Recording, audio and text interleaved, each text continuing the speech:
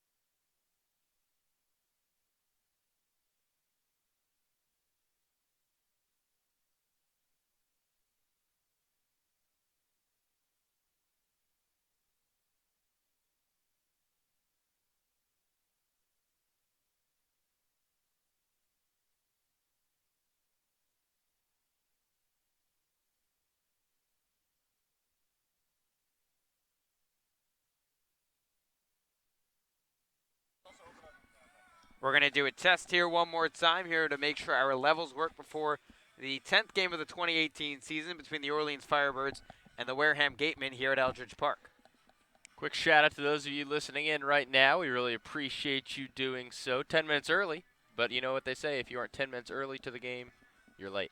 And we'll be on YouTube Live and Mixler tonight, hopefully here at Eldridge Park for game number 10 of the season between the Wareham Gatemen and the Orleans Firebirds. We'll be back in 10 minutes with Firebirds baseball.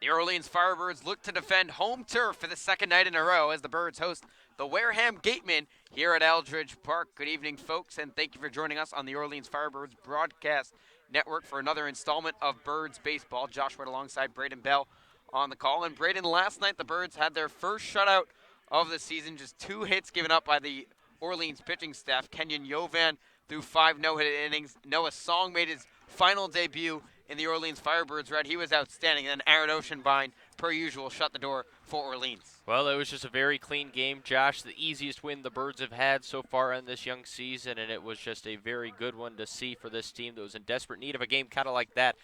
A win where the pitching excelled, the offense came through in that 4th inning of play, and we'll see whether or not the Birds can make it 2 in a row tonight. As playing at home, this team just looks and feels much differently than what we saw early on in this season. The Birds entered tonight at 3-6, second to last in the Eastern Division. They're facing the best team on Cape Cod in the Wareham Gatemen, who stand at 7-3 atop the Western Division. Starting pitchers tonight for the Wareham Gatemen, it's the right-hander Ryan Garcia out of UCLA making his first appearance on Cape Cod. And for the Orleans Firebirds, it's Andrew Abbott, who pitched tremendously well for the Birds in his first appearance a week ago. Yeah, we'll start out with Ryan Garcia and give you a little bit of information from him. The young man from UCLA and a California native at that. Had a tough freshman year, but this past season for UCLA, he was fantastic. 8-1 in 12 starts, a 2.23 ERA, and 76 2/3 innings pitched. So the Birds are no doubt going to have it up against them in terms of facing a very talented pitcher like Ryan Garcia, but it's been timely hitting last night that we saw propelled the Birds to a win, and with the lineup, a bit of a change tonight from Kelly Nicholson. We'll get to that in a moment, but we'll see whether if they can have success against Garcia. And then on the other end for the Firebirds, it's Andrew Abbott, and like you said, he looked very strong. Just pitched 3 innings, but he was very good in his first appearance, had a 3 ERA, and a very strong look on the mat for him. So we'll see if the lefty from the University of Virginia can do it again for the Firebirds against, like you said, the team with the best record in the CCBL, the Wareham Gatemen. Braden, these two teams met less than a week ago on Sunday in a doubleheader at Wareham. They split the doubleheader, a 4-3 victory for Wareham in the first game on the 3-run walk-off home run off the bat of Austin Shenton. And the Birds were able to dominate in Game 2, winning 10-4. But tonight here at Eldridge Park, what do you think the key is for both sides to pick up a victory? Yeah, Wareham's been doing their thing by scoring a lot of runs, and they lead the league, tied for the league, I should say, with 52 runs scored so far. So for Orleans, it's going to rely on pitching, like you could say almost any game with the Firebirds, in the way this team is constructed almost every single year. For the Firebirds, I'm going to say come up with hits with runners in scoring position. That's been a problem a lot early on, and a lot of times when you get guys into scoring position and don't convert, that just adds momentum to the other side, and especially the other pitcher. And against a guy like Ryan Garcia, like I mentioned, who is very strong, you need to capitalize on each and every opportunity you have. So the Firebirds need to look to attack, get runners in scoring position, but more importantly than just doing that, convert when they get those chances. So Braden will now turn it over to our favorite segment of the OFBN pregame show.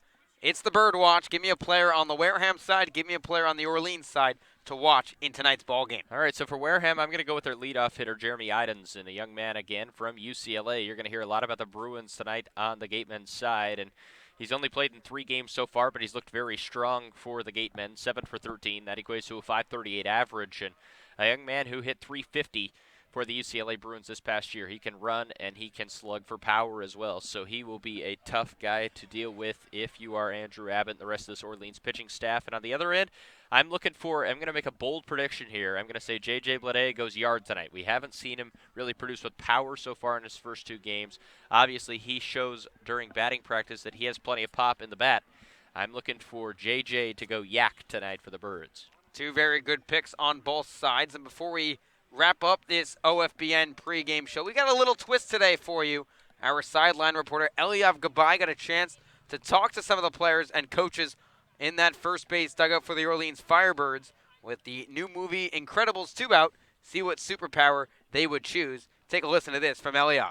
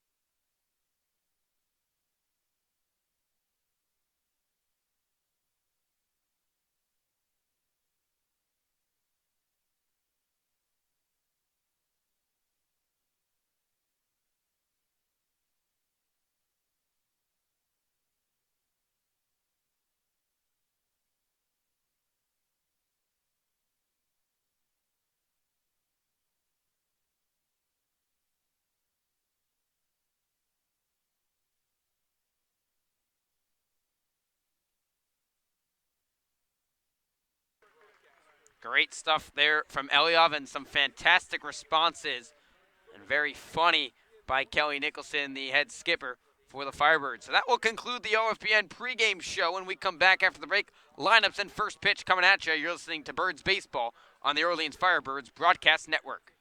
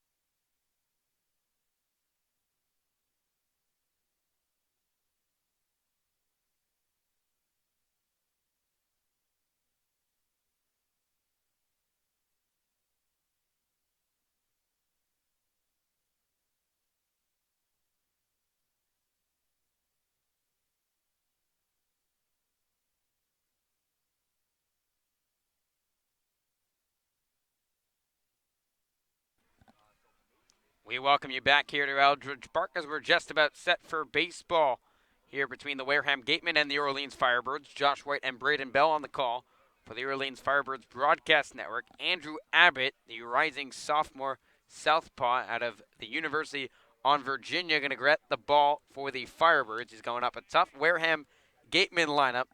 That's towards the top of the CCBL in offense. Let's give you the starting nine for the Gatemen. Leading things off and playing right field is Jeremy Idens out of UCLA. Saheed Valenzuela gets his first CCBL start. He'll man second base for the Gateman. Hitting third, the National Player of the Year, Andrew Vaughn. He'll play first base. The third baseman, Austin Shenton, who played here against the Birds last Sunday, will be the cleanup hitter. Bryson Stott, the shortstop, will bat fifth. Lyle Lockhart, the DH, will hit sixth. Bryant Packer, the left fielder, bats seventh. Hitting eighth and playing center field is Skylar Hunter, and rounding out the order for the Gatemen is Luke Roscom. A gorgeous night here for baseball at Eldridge Park.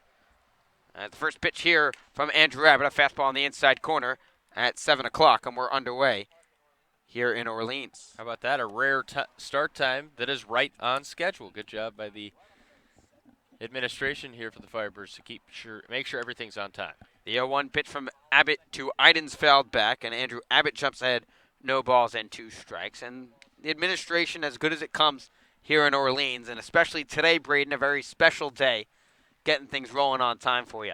Yeah, that's what we like to see. You know, a timely manner on a big day like this. 0-2 pitch from the southpaw, line drive into shallow center field, playable for the shortstop McAfee, who lets it go to Aldretti, who makes the grab for the first out of the inning. Not a bad start for Andrew Abbott, and that's the one thing I really noticed from his debut with this team. In that appearance, he had a lot of soft contact. You didn't see a lot of baseball squared up against a guy like Andrew Abbott, and that's what you want if you're Kelly Nicholson and Jamie Quinn. In his first appearance, Abbott went 3 innings, walked nobody, 2 strikeouts, and just allowed 1 hit. First pitch here to Saheed Valenzuela crosses the strike zone for strike 1. Saheed Valenzuela out of Cal State Fullerton making his CCBL debut. Switch hitting middle infielder, stands at 5'9", $160. Holds the hands above the helmet. The 0-1 pitch, a breaking ball in there for a strike, and Abbott jumps ahead here. No balls and 2 strikes. And Valencia, like you said, only 5'9", so that's obvious why he compares himself to Jose Altuve, but he also plays second base, and he's a very talented young man from Cal State Fullerton. So it's not just the size that you want to mock after Altuve. The 0-2 pitch from Abbott. Valenzuela fights this off to the hill here as a couple kids chase it towards Nauset Middle School, and we'll do it again at 0-2. 2017 Collegiate Baseball All-American, where he hit .314 a year ago. He was the Big West Freshman of the Year. Dropped off a little bit in 2018, just batting .276. 0-2 pitch here from Abbott. Slow roller to the left side, gloved by the shortstop McAfee. Going to be a tough play with Valenzuela's speed, and he beats it out by half a step for an infield single. And the Gatemen have a runner on first base with 1 down here in the top of the first. Yeah, and a tough try there by Levy, trying to field it running to his left, just snuck under the glove. McAfee was there to back it up, but with the speed of Valenzuela, there was little to no chance to get him there. And it's an infield single to lead things off here for the Gatemen in the first inning. So now Andrew Vaughn, the National Player of the Year, digs in from the right side. Vaughn up there in practically every offensive category at Cal this past season. Abbott working out of the stretch for the first time tonight. Going to check on Saheed Valenzuela over there at first base. Nothing doing. Valenzuela swiped 5 bases this past season at Fullerton. The guy from the same state making a little bit more noise than Andrew Vaughn, who's tapped to play for the U.S. Baseball National Team. First pitch from Abbott to him runs inside for ball 1.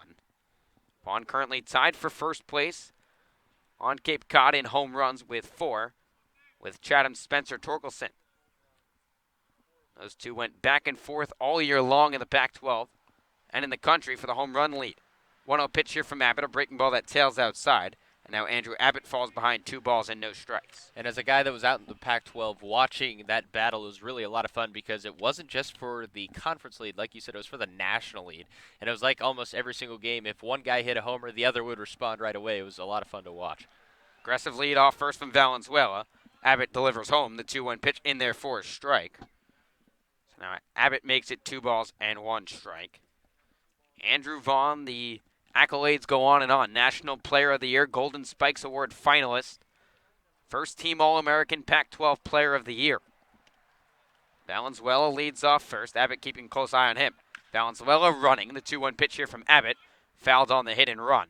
So Valenzuela will have to retreat back to first base, but will do it now at 2 balls and 2 strikes. The powerful hitter, Andrew Vaughn. And a great jump over there by Valenzuela. He probably would have been safe if it wasn't a hit and run. Vaughn just missed it, fouling it off. But Abbott's going to have to keep an eye on Valenzuela over there because, like I said, a fantastic jump right there.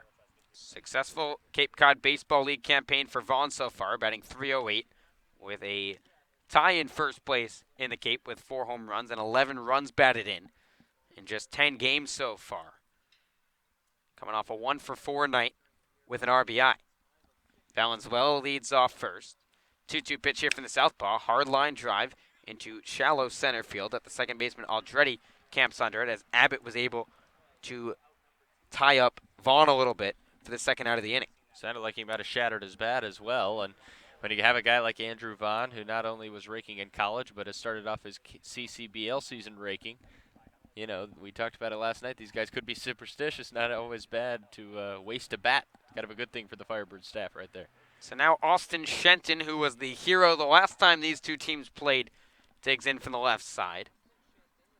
The rising junior out of Florida International. Pitch out here, the throw down from Free, trying to nab the running Valenzuela in time as the pitch out works to perfection for the Firebirds, and they erase the 1-out single by Zahid Valenzuela. Gatemen go down here like ease for Andrew Abbott. We'll head to the bottom of the first here at Eldridge Park. No score between the Gatemen and the Firebirds. You're listening to the Orleans Firebirds Broadcast Network.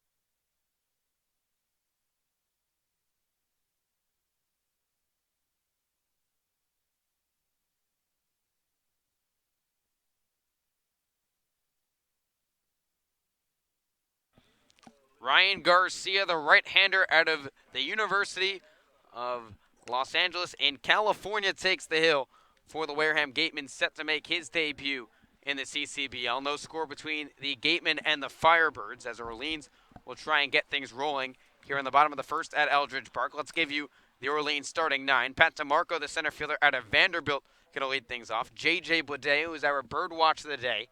Another Vanderbilt Commodore will bat second. Carter Aldretti, who homered last night, will hit third. Logan Wyatt, who's been the steady hand for the Birds, will bat cleanup. James Free, the catcher, hits fifth. DH Phil Clark bats sixth. Third baseman Justin Levy bats seventh. Left fielder Matt Frazier hits eighth. And rounding out the order for the Firebirds is Quincy McAfee out of Pepperdine. So DeMarco digs in from the right side. Garcia toe in the rubber. Staring in for the catcher's sign from Roscoe. Garcia rocks and fires. First pitch to DeMarco. He swings and fights this one off. Back behind home plate. Onto the hill here at Eldridge Park for strike one. And all of these Vanderbirds were well advertised coming in, but Pat DeMarco might be the best one so far at least, as 3 multi-hit games in his first 5. Can't really start much better than that, and he has been a force in the lineup. First time in the leadoff spot tonight. 0-1 pitch to DeMarco. Fastball cut on and missed. And now Garcia jumps ahead. No balls and 2 strikes. One of those multi-hit games came last night against Brewster here at Eldridge Park, where DeMarco went 2 for 4, stole a base, and was caught stealing as well. 0-2 pitch here to DeMarco, a fastball that runs up and in, and that will make the count 1 ball and 2 strikes. Pat DeMarco, originally from Staten Island, New York, stands at 5'9", $190. Right-handed hitting outfielder, the 1-2 pitch to him. Breaking ball waved out and missed strike 3, and DeMarco goes fishing At the nasty curveball from Ryan Garcia. There's one down. Here to start the bottom of inning number 1. And those numbers I told you in the Bird Talk pregame show should be paid attention to. Those numbers don't lie. This Garcia kid, very, very talented. And the Birds cannot allow him to get comfortable out there on the mound, making his Cape Cod League debut here tonight.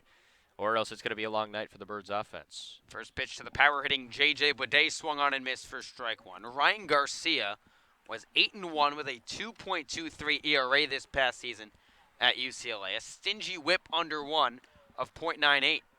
The 0-1 pitch here from the right-hander on the inner half for strike 2. And now Garcia jumps ahead of Boudet, no balls and 2 strikes. On top of that, he went 8-1 and held opponents to just a .188 hitting. 0-2 pitch here from Garcia, breaking ball that runs inside to Boudet, and that will make the count 1 ball and 2 strikes. J.J. Boudet, another Vanderbilt Commodore, one of 3 in this Orleans lineup. 1 for 4 last night with a strikeout against the Brewster Whitecaps. 1-2 pitch here to Boudet, breaking ball in the outer half, swung on and missed for strike 3. Back-to-back strikeouts for Ryan Garcia to begin the ball game here in the bottom of inning number 1. And again, just another one of those nasty breaking balls that falls off the table. There's nothing that the 2 Vanderbilt Commodores could do with them, and 2 straight strikeouts. Now we'll see if a fellow Pac-12 player in Carter Aldrete can do something against a guy he has faced before in Ryan Garcia. So Carter Aldrete, who was the offensive hero from last night's ball game, digs in from the right side.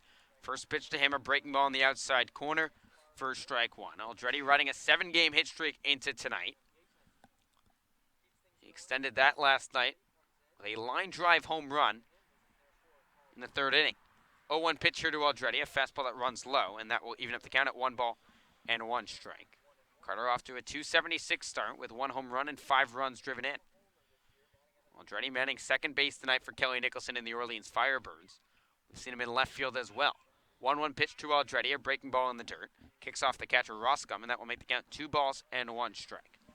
Let's give you the Wareham defensive alignment. The outfield from left to right, Bryant Packard, Skylar Hunter, and Jeremy Idens. The infield, Austin Shenton, Brian Stott, Sahid Valenzuela, Andrew Vaughn. And the battery to Ryan Garcia is Luke Roscom. The 2-1 pitch here from Garcia on the outer half for strike 2, 2 balls and 2 strikes. The number 3 hitter, Carter Aldrete. No score between the Gatemen and the Firebirds here in the bottom of inning number 1 here at Eldridge Park. 2-2 pitch from Garcia, fastball that runs inside. And that will run the count full to Carter Aldrete, 3 balls and 2 strikes. Good eye by Aldrete, and a good AB, at least making Garcia work this time, as the first 2 hitters in this lineup really struggled to even present a battle against Garcia. Here's the path pitch to Aldrete. Popped up in shallow right field. The right fielder, Idens, ranging a couple steps to his left, camps under it, and makes the grab. So a 1-2-3 easy inning for Ryan Garcia as the Birds are set down in order here in the bottom of inning number 1. Well, to the top of the second here at Eldridge Park. No score between the Gatemen and the Firebirds. You're listening to the Orleans Firebirds Broadcast Network.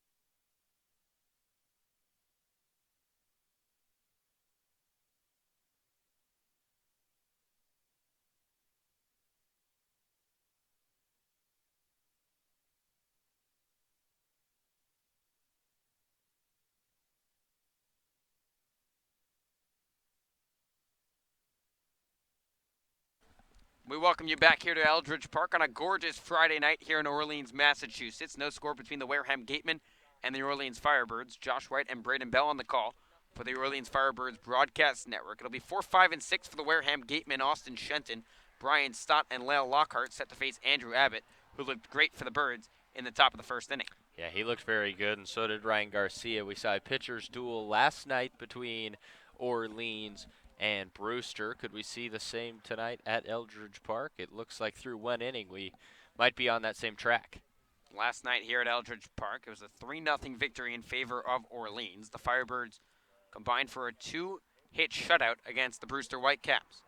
Austin Shenton, who was at the plate in the last inning, but will get another chance at the dish after Sahid Valenzuela was caught stealing 2-6 on a gorgeous throw by James Free. Abbott ahead of the batter Shenton 0-1. Southpaw kicks and fires. 0-1 pitch in here. A fastball that runs up and away, and that will even up the count at 1 ball and 1 strike. Austin Shenton out of Florida International University was the hero the last time these two teams met on Sunday. Birds and the Gatemen played a doubleheader at Wareham. 1-1 pitch here from Abbott, a fastball that runs upstairs, and that will make the count 2 balls and 1 strike. Shenton hit a 3-run walk-off home run over the right field fence against Kenyon Yovan, who's been selected to play for Team USA, so not a cheap home run at that, considering it's one of the best pitchers in all of college baseball.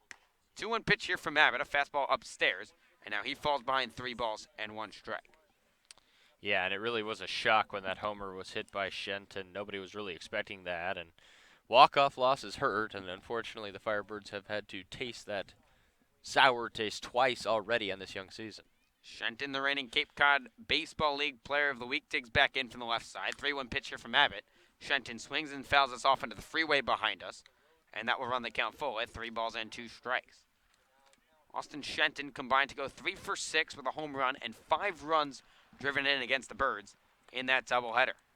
He's off to a scorching start, hitting .419 with a home run and 8 runs driven in. Here's the payoff pitch from Abbott. Fastball that runs inside, ball 4, and Austin Shenton works out a 6-pitch walk, and the Gatemen have a leadoff base runner here to start things in the top of the 2nd inning. That's what a great hitter does. He didn't get a hit, he didn't hit a ball out of the ballpark, but he got on base regardless of what the situation was, and more importantly even than that, he made Andrew Abbott really work. He had to throw a whole bunch of pitches that at bat, and a leadoff walk is never good, so great AB by Shenton, and that's why he's such a good hitter. So Brian Stott out of UNLV will dig in from the left side. First pitch from Abbott, a fastball that misses low in the dirt. Nice stop by James Free to keep it in front of him, but that will make it ball 1. Lefty on lefty matchup here to Brian Stott with Austin Shenton on first base after drawing a leadoff walk. Stott batting .310 with no home runs and 3 runs batted in to start his Cape Cod campaign.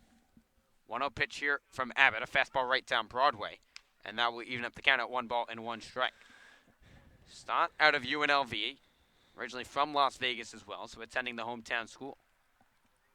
Infielder stands at 6'2", $195. Abbott comes set at the belt, checks on Shenton at first. 1-1 pitch here from the southpaw, breaking ball that misses up above the belt, and that will make the count 2 balls and 1 strike. A tough break there. Abbott thought he had that bender in the strike zone. It certainly looked like it from our vantage point, but he'll have to battle back now behind 2-1 in the camp.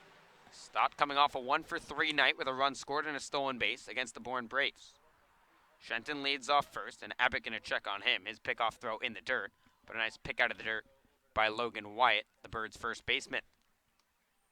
Stott a third-team All-American this past season at UNLV, where he hit .365 with 4 long balls and 32 RBI. Shenton leads off first. 2-1 pitch here from Abbott, a fastball in the dirt, and that will make the count 3 balls and 1 strike. And after Andrew Abbott looked dazzling in the first inning, pounding the strike zone, he struggled a little bit to begin things here in inning number 2. Yeah, and that will happen. And facing the heart of this Wareham order, like I mentioned in the open, the team that has scored the most runs in the CCBL so far in this young season, and they are showing their might, not really with power yet, but just making Abbott work a lot. Shenton leads off first base. 3-1 pitch here from Abbott, a fastball that paints the outside corner, and that will run the count full at 3-2, the second full count already of the inning for Andrew Abbott. Shenton on first base, decent speed over there. 2 stolen bases this past season at FIU. Already has 1 this season for the Gatemen. We'll see if he takes off on the full count. Not going. 3-2 pitch from Abbott. Fastball outside, ball 4. And back-to-back walks for the Wareham Gatemen here to begin things in the top of the 2nd inning. Exactly what you don't want if you're Andrew Abbott. That's how you basically self-impose a rally by issuing 2 straight free passes to start an inning, and now you have to deal with Lyle Lockhart, the big DH from Houston.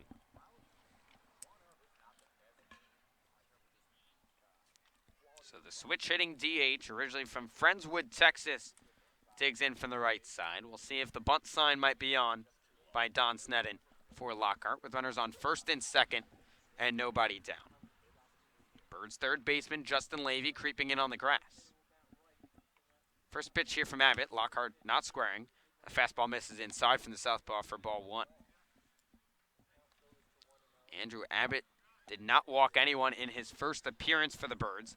Has already issued 2 walks already through the first inning plus against the Gatemen. Stott off first, Shenton off second as Abbott steps off the rubber. No score here in the top of inning number 2 between the Gatemen and the Firebirds. Lockhart, the 6'3", 215-pound switch hitting outfielder slash pitcher, the DH tonight for Don Sneddon and Wareham. The 1-0 pitch here from Abbott, a breaking ball in there for a strike, and that will even up the count at 1 ball and 1 strike. Lockhart did not play last night on the road against Bourne. Just 1 for 5, making his 3rd appearance at the plate for the Wareham Gatemen.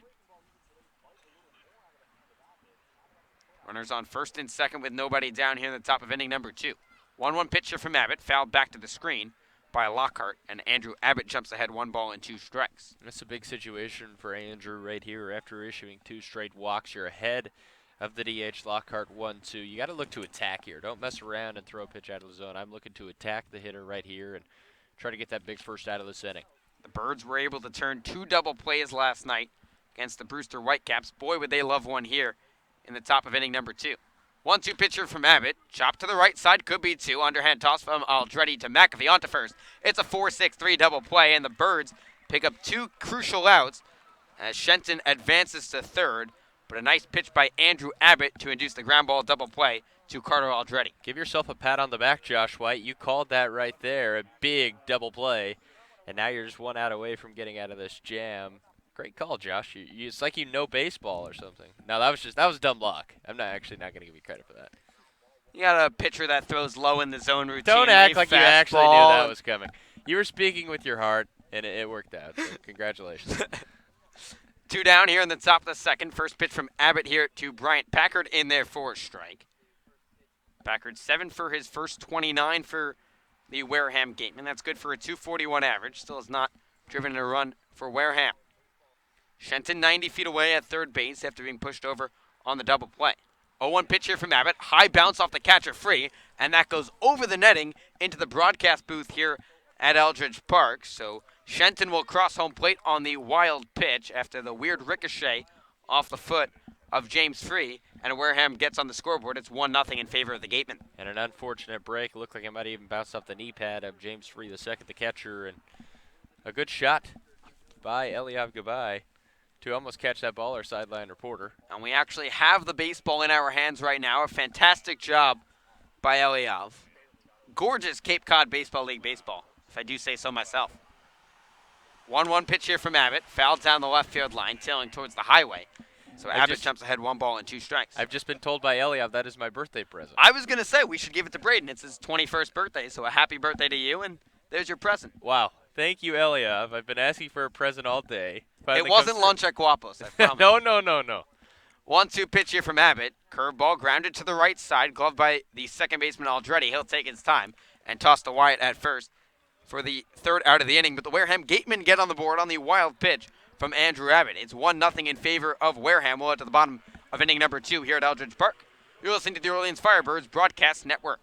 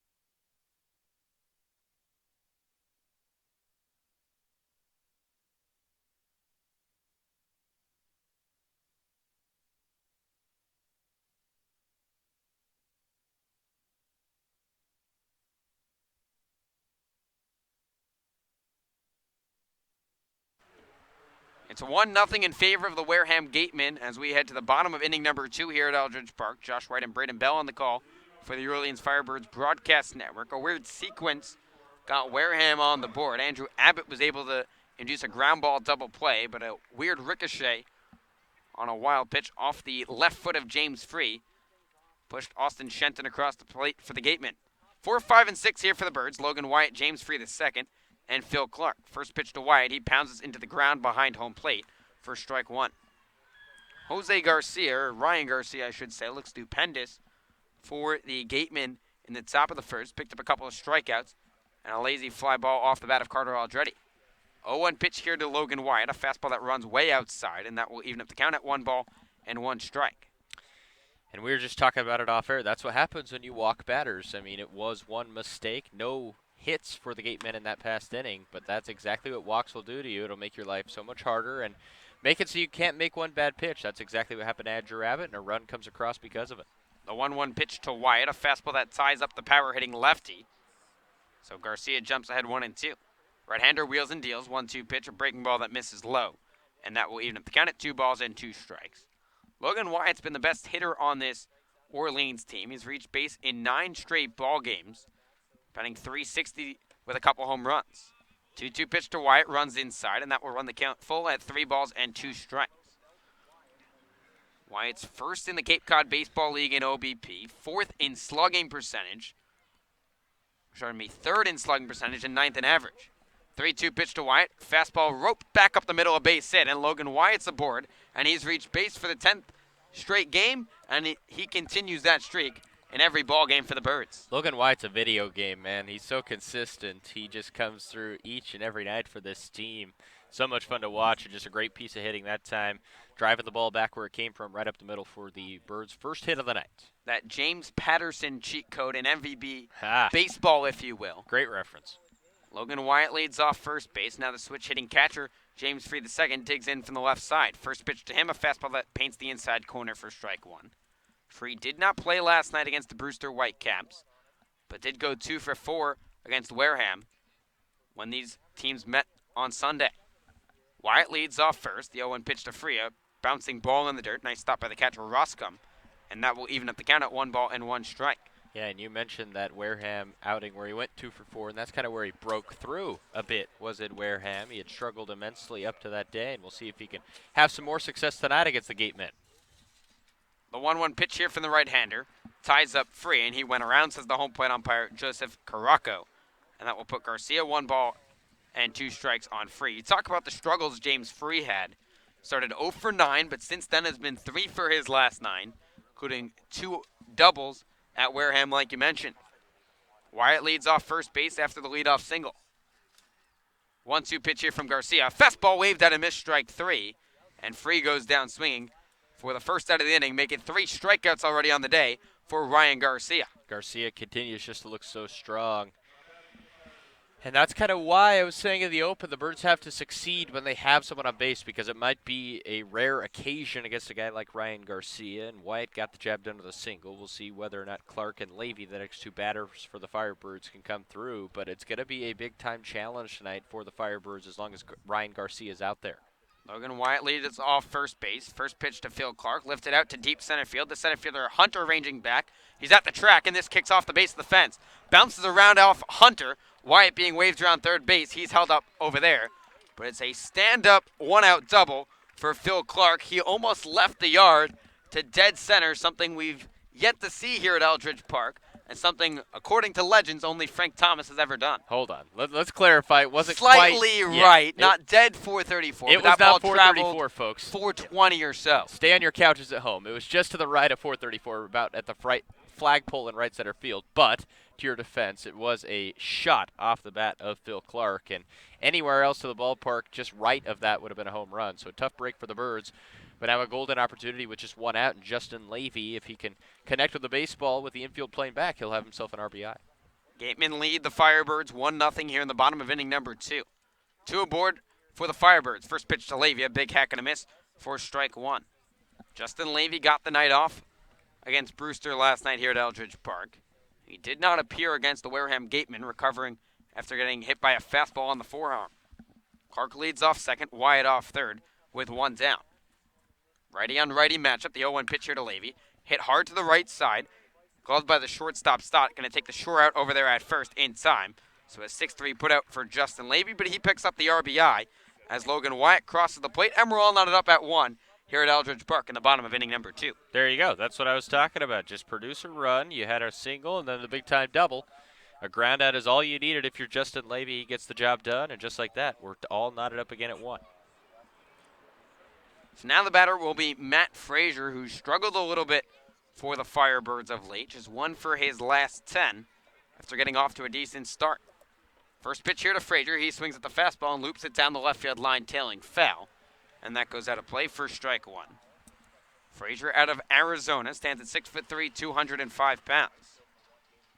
Got the night off last night against the Brewster Whitecaps, but making an appearance in left field tonight for the Birds. The first time he's manned left field this season. 0-1 pitch here to Frazier. He hits this hard down the left field line, but tailing foul. And that loops out of play onto the highway. And now Garcia jumps ahead. No balls and 2 strikes. And Matt's an important cog for this team because he has a beautiful stroke and he really shows out in BP every single day. He just needs to relax. And once he gets into a rhythm, he can be a big-time weapon for this lineup. 0-2 pitch here to Frazier. Fastball waved out and missed, strike 3. Now 4 strikeouts already for Ryan Garcia. But the Birds get on the board on the RBI groundout for Justin Levy. Orleans scores 1 run on 2 hits, no errors, and 1 run left on base. Well, it's at the top of inning number 3 here at Eldridge Park. 1-1 between the Gatemen and the Firebirds. You're listening to the Orleans Firebirds Broadcast Network.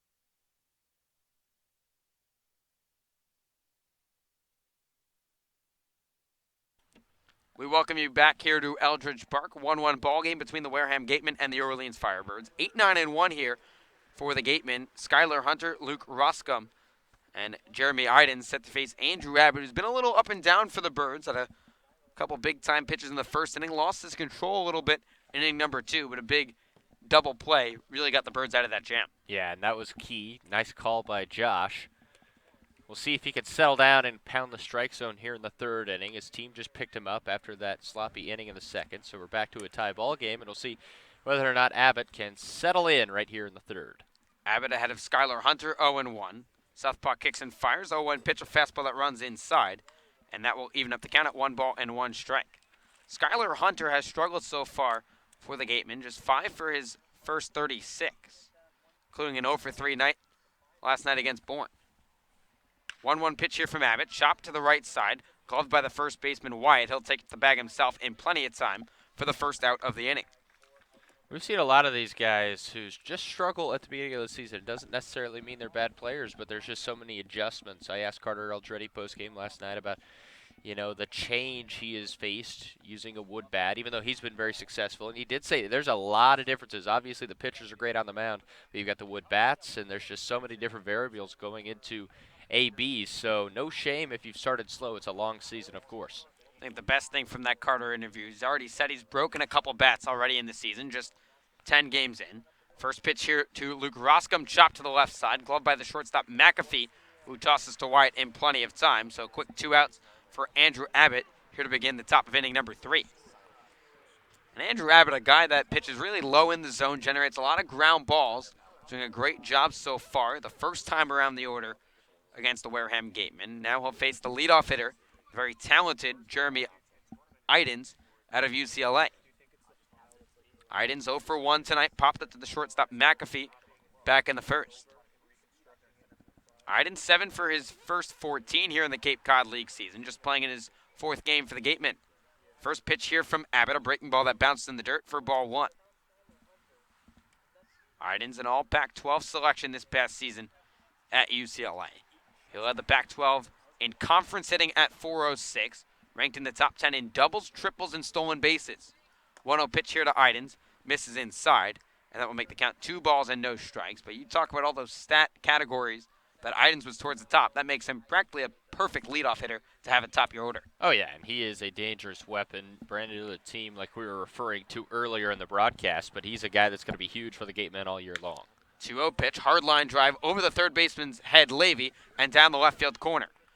Idens digging for second. He's in sliding. The throw in from the left fielder, Frazier, not in time, as the helmet from Jeremy Idens falls off. A nice job by Matt Frazier to cut it off before it got to the corner, but too much speed for Idens, and he's aboard with a 2-out double. Very impressive throw in from Matt Frazier. Looked like it was going to be a very easy stand-up double, perhaps, especially with the speed of Idens, but a good relay almost got him in time. Still a 2-out double though for the Gateman, and it'll have to be Zahid Valencia that Abbott will look to attack. 1-1 ball game here between the Wareham Gatemen and the Orleans Firebirds with 2 down in the top of inning number 3. Jeremy Idens leads off second base after the 2-out double. First pitch here from Abbott to Zahid Valenzuela, misses low in the dirt for ball 1. Valenzuela making his first appearance for the Gatemen. He singled in his first at-bat before being thrown out at second base, trying to steal. Valenzuela at a Cal State Fullerton. All-American a year ago. Over there. Like you mentioned, Braden models his game after Jose Altuve. It's not just because of the stature. The skill level could be on the rise as well. 1-0 pitch here from the southpaw. Hard chopper to the left side. Gloved by the shortstop McAfee. Throwing the run in time. Beats Valenzuela by a step. A fine defensive play by Quincy McAfee as he is shown off the glove here at shortstop. Gatemen pick up 1 hit but no runs for Wareham here in the top of inning number 3. We'll head to the bottom half. It's 1-1 between Wareham and Orleans. You're listening to the Orleans Firebirds Broadcast Network.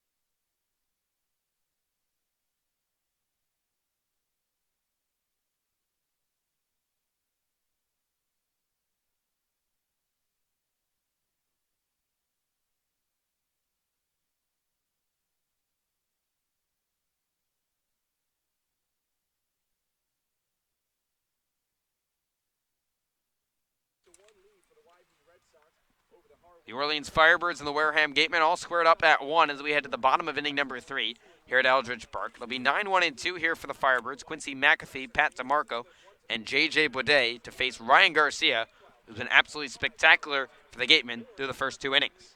He has indeed, but the Birds scratched across the run. That's all that matters. We're looking at a tie ball game, and here in the CCBL, of course, his debut tonight, he's probably not going to pitch too deep into this game, so the Firebirds just have to sustain, and if they could get another run or 2 off of him, that has to be considered a huge victory. Garcia ahead of McAfee, no balls and 1 strike after the swinging strike by Quincy McAfee. The 0-1 pitch from the right-hander, a gorgeous breaking ball over the middle part of the plate, and Garcia jumps ahead, no balls and 2 strikes. Quincy McAfee set to play at Pepperdine, stands at 5'10", $175, originally from Houston, Texas.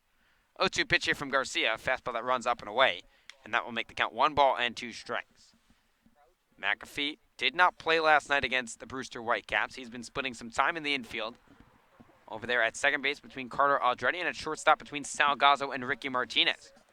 1-2 pitch here to McAfee, breaking ball waved out and missed, strike 3. That is the 5th strikeout already on the night for Ryan Garcia, just through the first time of the order, and there's 1 down here in the bottom of inning number 3. Nothing really needs to be said other than he's dealing and he's comfortable, and that was the biggest fear for Orleans coming in here, and it certainly has transpired that way. So Pat DeMarco, who was a strikeout victim to Ryan Garcia, his first time around digs in from the right side. First pitch, DeMarco misses outside the zone for ball one. Pat DeMarco, 9 for his first 23 in the Orleans Red. The 1-0 pitch to DeMarco, fouled on the hill, and that will even up the count at 1 ball and 1 strike. DeMarco versus Wareham so far in his career, 4 for 10 with a couple of RBIs. 2018 freshman All-American this past season, sporting the red high socks for the Firebirds. 1-1 pitch here to DeMarco, a slow bending breaking ball on the outer half, and now Garcia jumps ahead 1 ball and 2 strikes. And that's a beautiful twirler. Kind of dangerous. It's so slow if it's hanging, it could be hit a mile, but he trusts the break and he's been very good with it. 1-2 pitch here to DeMarco. Breaking ball waved out and missed, strike 3. Make it 6 strikeouts already in the ball game for Ryan Garcia. The second strikeout for Pat DeMarco of the night. And there's 2 down here in the bottom of inning number 3. He's looking at, this might be the second best outing so far I've seen from a pitcher this season against or for the Firebirds. The first being Graham Stinson, of course. But how about Ryan Garcia pounding the strike zone, and that breaking ball has just been deadly so far. First pitch to J.J. Boudet misses outside for ball 1. First 2 batters this inning have struck out swinging. That's already 6 strikeouts for Garcia. Here's the 1-0 pitch to Boudet. A breaking ball waved out and missed, and that will even up the count at 1 ball and 1 strike. It's 3 strikeouts in a row if you date that back to the second inning for Garcia. 1-1 ball game here between the Wareham Gatemen and the Orleans Firebirds. 1-1 pitch to Boudet. A hard line drive out to deep center field. The center fielder Hunter ranging back. Looks up and it 2-hops the fence. Boudet digging for second as Hunter throws his ball into the cutoff man. Boudet digging for third. Here's the relay throw from Stott. And J.J. Boudet is turned out, trying to stretch a double into a triple. And the cardinal sin of baseball is don't make the final out at third base. And Boudet is a little aggressive there. Gets thrown out on the gorgeous relay throw from Brian Stott, the shortstop. So have that put out go 8-6 to 5 on your scorecard. As we will head to the top of inning number 4 here at Eldridge Park. 1-1 ball game between the Wareham Gatemen and the Orleans Firebirds. We'll hand it over to the birthday boy, Braden Bell, for some play-by-play duties. You're listening to the Orleans Firebirds Broadcast Network.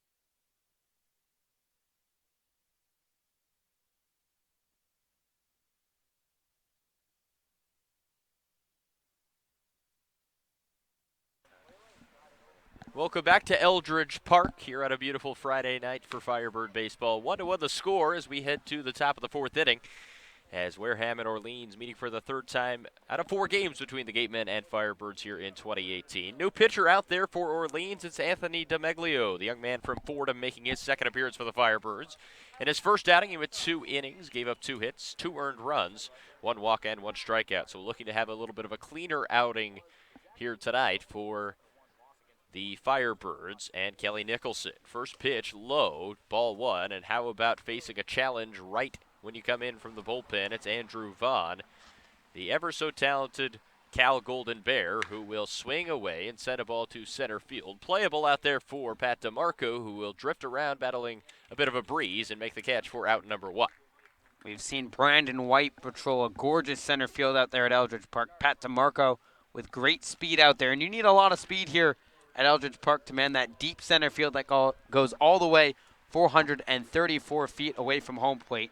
Quickly before the next batter, let's give you the final stat line on Andrew Abbott. He went 3 innings, 2 hits, 1 run. It was earned, 2 walks, and no strikeouts. So a short outing, 3 innings once again for Abbott, but it'll be the bullpen the rest of the way for the Firebirds as DeMaglio breaks in a twirler for strike 1 in there to Austin Shenton, who reached and scored the 1 run for the Gatemen after walking back in the second inning. Looking at strike 2 from DeMaglio, as the Firebird pitching staff has been very good at numerous things. One has been limiting walks. So far tonight, they have issued 2 free passes. But for the Summers so far, as DeMaglio misses just outside for ball 1, they lead the CCBL in walks against. Only 28 walks issued by the Firebird pitching staff thus far through the first 9 games. Here comes the 1-2 pitch. It's a ground ball, playable for Aldretti, a 2-hopper that he throws over to Wyatt well in time for the 4-3 putout, and 2 quick outs recorded by DeMaglio. Yeah, fantastic job so far by Anthony DeMaglio out of the pen. We really saw it in that first appearance he had. He struggled, left the ball up in the zone, and he's kind of changed that so far. Hasn't pitched in 7 days now, so it's been a week for DeMaglio. He last pitched at Bourne, but it seems like the first 2 batters keeping that ball lower in the zone. And Bourne was a tough loss for the entire Orleans pitching staff as strike 1 delivered by DeMaglio, looking very comfortable. In there to Bryson Stott, the UNLV running rebel. Young man from Las Vegas, stayed home for college and has been a star for UNLV as ball 1 goes outside. The pace by DeMaglio, very impressive here early on, getting the ball back from James Free, stepping right back up on the rubber. He's ready to throw it once again, and here comes the 1-1 to Stott. Breaking ball low, ball 2, it's 2-1. Anyways, back to Stott, a third-team All-American.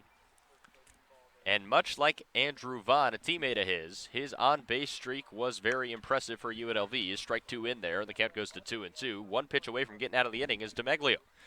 Anyway, Stott reached base safely in 48 of 53 games this past season for UNLV. Very impressive. The 2-2 pitch fouled off down the first base line.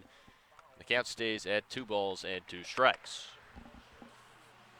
The bottom of the 4th inning, it'll be Aldretti, Wyatt, and Free the second due up for the Firebirds on a partly cloudy night here at Eldridge Park. Here comes the 2-2 pitch from DeMaglio, fouled off again, out of play, and over the highway.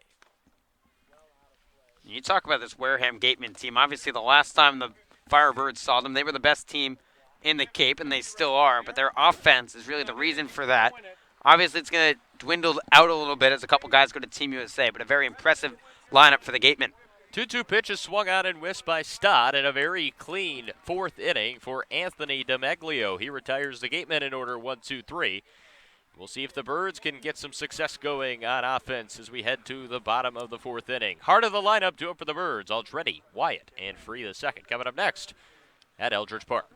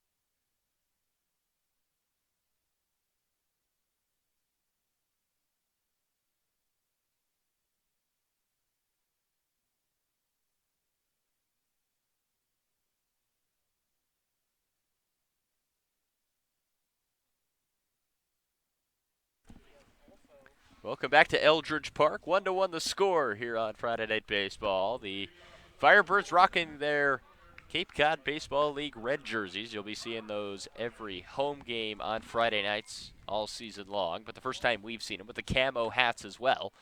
Pretty good looking combination. The guys seem to like them as well, so get used to seeing those home games on Friday nights throughout the summer. As Carter Aldretti will lead things off for the Firebirds in the bottom of the 4th inning. He looks at ball 1 from Ryan Garcia.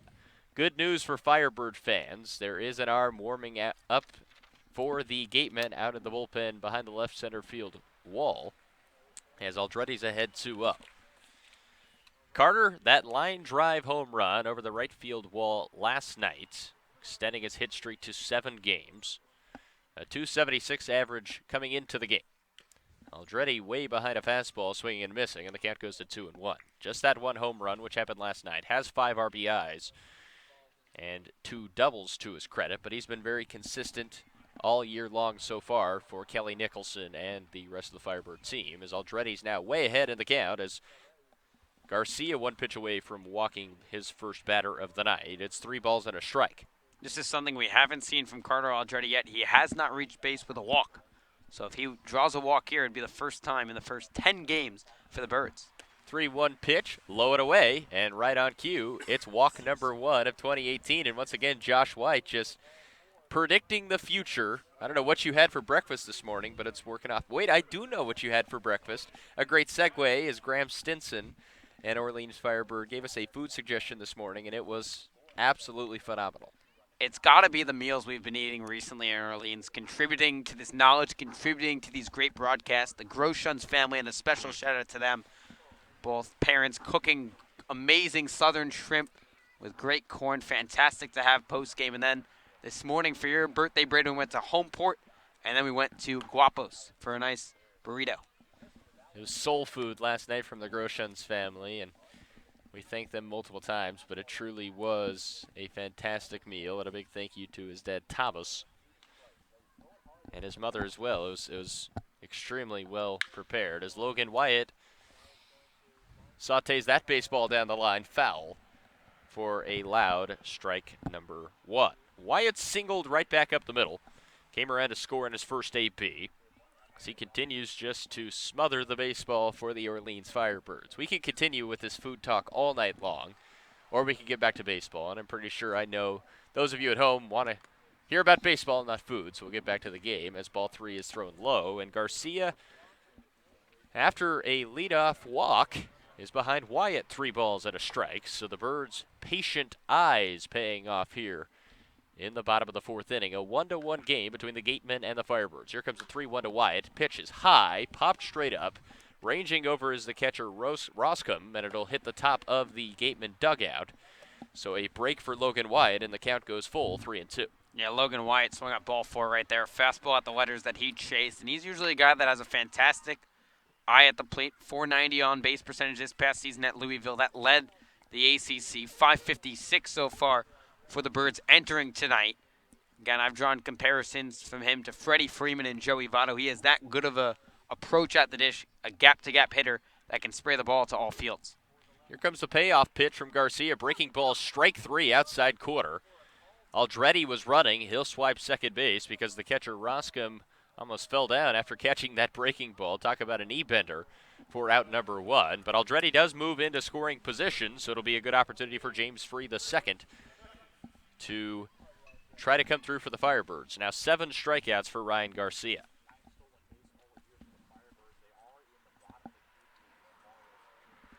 So James Free the second, who was one of those 7 strikeout victims in his first AB, looks at ball 1 high above the letters, as the switch hitting catcher for Orleans will try to get it done with Carter Aldretti in scoring position. 1-1 the score. Wareham 7-3, and as we told you earlier in the broadcast, the best record right now in the CCBL. 1 game up on both Harwich and Katuitt. Also Bourne, who are 6-4. Free swings away, fouls it off, and the count goes to 1-1. And although Orleans is just 3-6, we gave you a little bit of reference to history last night in terms of champions of the CCBL and how oftentimes they start slow. If the Firebirds win tonight, they will be 4-6, and that basically is right on schedule with the average number of wins through 10 games for champions of the Cape Cod Baseball League through the past 8 years at least, as Free swings over the top of a breaking ball, and the count now 1-2. Braden, what I've learned about sports and baseball for that matter is usually history repeats itself in that regard. So I'd imagine, I'm not saying it's going to be Orleans, but a team that's roughly in this vicinity, if I had to make a bold prediction, and obviously there's 4 or 5 teams in that vicinity, one of those 5 are going to win the championship instead of the 5 that are streaking right now. But how about Ryan Garcia? Great pitch there, getting Free guessing, and then 8 strikeouts on the evening for Garcia for out number 2. He struck out both outs. He's retired here in the 4th, and it'll be Phil Clark, who just barely missed a home run at his first AB, to try to come through with a 2-out base hit for the Firebirds in a big way. Last night in the 4th inning, it was a 2-out rally that sparked all 3 runs for the Firebirds. All came with 2 outs, including Aldretti's 2-run home run. We'll see if Phil Clark, the DH tonight for Orleans, can come up with another big 2-out hit in the bottom of the 4th inning. First pitch to Clark, breaking ball low and in the dirt that Clark chases for strike number 1. The end of this inning, we'll have a quick interview, as we do every single home game. Eliav Gabay over there near the Orleans dugout with skipper Kelly Nicholson. So we'll have that in between innings. So definitely don't keep your eyes off of that. Should be very enlightening. And hopefully tonight a full interview is cut short because of the quick breaks in between innings.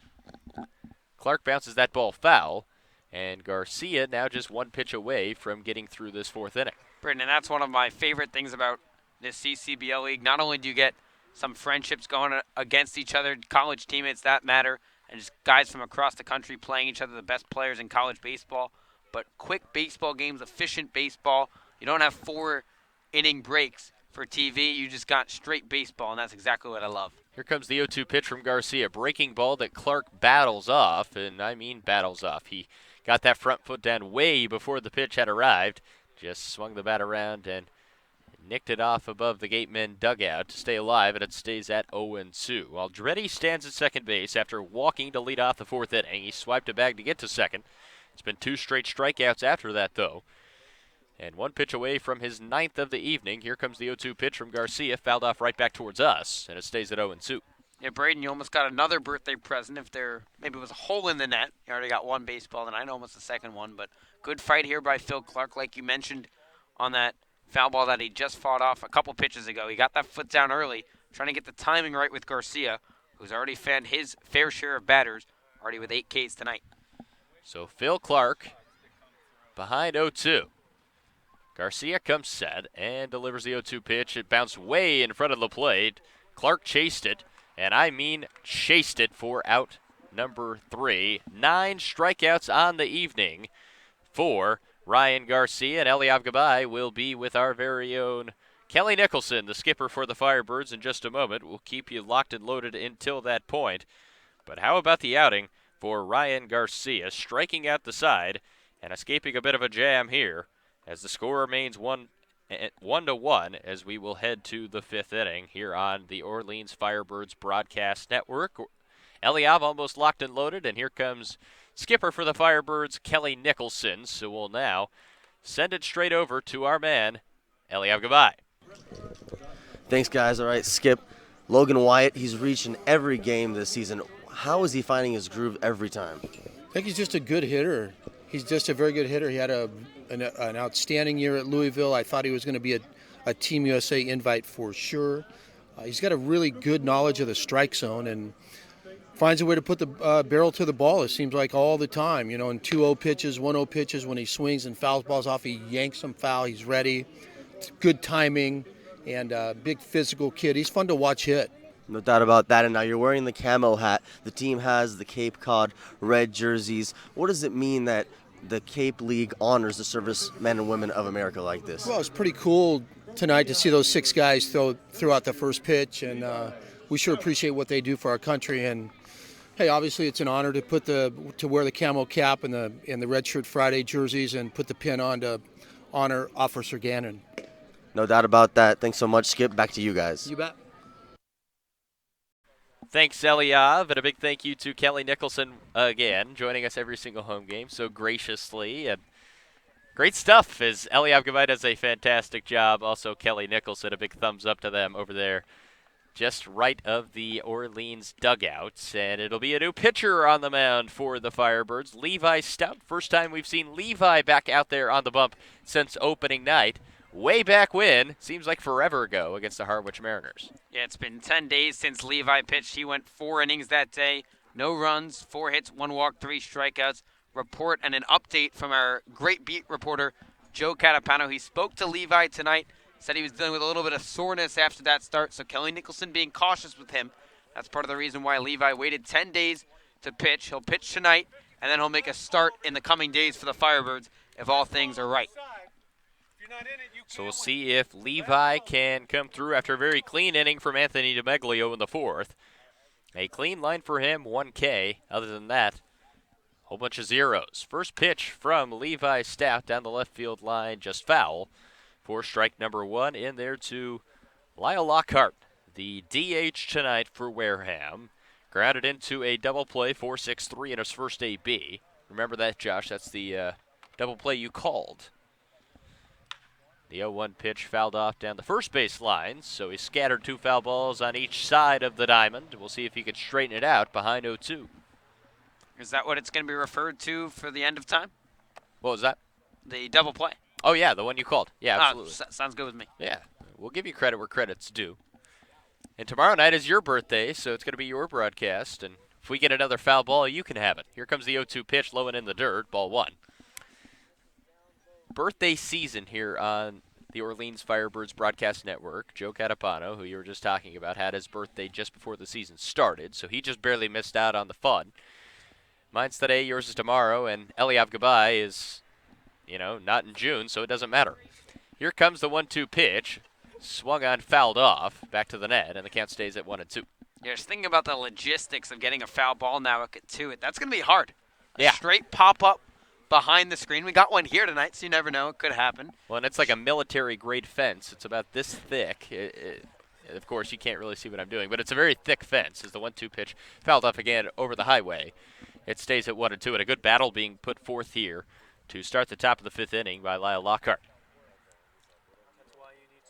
And we've seen this Orleans pitching staff be locked in the last few days, and we'll see if they can continue to do that. It's turned into a bullpen game for Kelly Nicholson the rest of the way for the Birds. Plenty of arms out there in the pen, so that should be fine, as it is a strikeout to begin the 5th inning for Levi Stout. Getting Lockhart to go down on a knee, chasing a pitch there. And a good start to the night for Levi Stout. It's good to see him back on the mound for the Firebirds tonight. It's very good to see Levi back out there. We saw him pitch on opening day, and he was splendid. And we talk about kind of these non-power 5 arms, and you kind of wonder why they're here. But everyone's here for a reason, and Levi showed his strength pitching today. If all goes well, he'll start on Tuesday for the Birds. And he deserved that opening day start, and I would imagine he'll pitch very well the rest of the season for the Firebirds. Now it's Bryant Packard, the left fielder, who grounded out to Carter Aldretti in his first AB. And if you want a turnaround story, look no further than Bryant Packard. Behind 0-1 to Levi Stout. Here comes Stout's 0-1 pitch, low into the dirt, ball 1. His freshman year at East Carolina, where he plays his college ball, hit .276 with a home run and 12 RBIs. How about the turnaround this year? Listen to this, folks. This past season at Eastern Carolina, he hit .403, which was good for 7th best in the country, 14 home runs, 50 RBIs. That's a difference of 13 homers and just under 40 RBIs, all in 1 year's time span. So a very impressive offseason. Whatever Bryant Packard was doing clearly paid off as he fouls that pitch off. And the count is 1 ball and 2 strikes. But that's what a lot of these guys in the CCBL did. They had a decent freshman year, but a lot of them excelled this past season in their sophomore campaign, and that's why they're here in Cape Cod as that pitch runs outside. And the count is 2 balls and 2 strikes to Bryant Packard, a young man who grew up in Greenville, North Carolina, but was originally born in Seattle, Washington. Swinging away, and that'll be troubled at the right field line. That'll drop in and roll to the fence. It actually jumped over the fence. As Blade puts his arms up in the air, it'll be a ground rule double for Bryant Packard. Right on cue, he continues to rake, and it's a 1-out double that has the gatemen in business here in the 5th. Great level swing by Bryant Packard. Line drive that one hopped over the fence. It's like that big candy hop, as you like to say, Braden, over the right field fence. And that was a good swing. Good pitch by Levi Stout, but better execution by the hitter Packard. And there's a little bit of action in that Orleans bullpen. It's Nick Osborne out of Tennessee Tech, who we've yet to see in the Firebirds red. We'll see if he makes his debut tonight on the mound. Skylar Hunter will step in and swings away on the first pitch. DeMarco's going to have to range back, make the sliding catch. Will throw back to second base just late as the runner Packard was off and running and nearly was a double play to end the inning. But good hustle by Packard to get back in just in time, and a fine catch by DeMarco for out number 2. Braden, we've been so spoiled watching Brandon White out in center field that every ball that's hit out there, you think it's going to be routine just based on the wheels.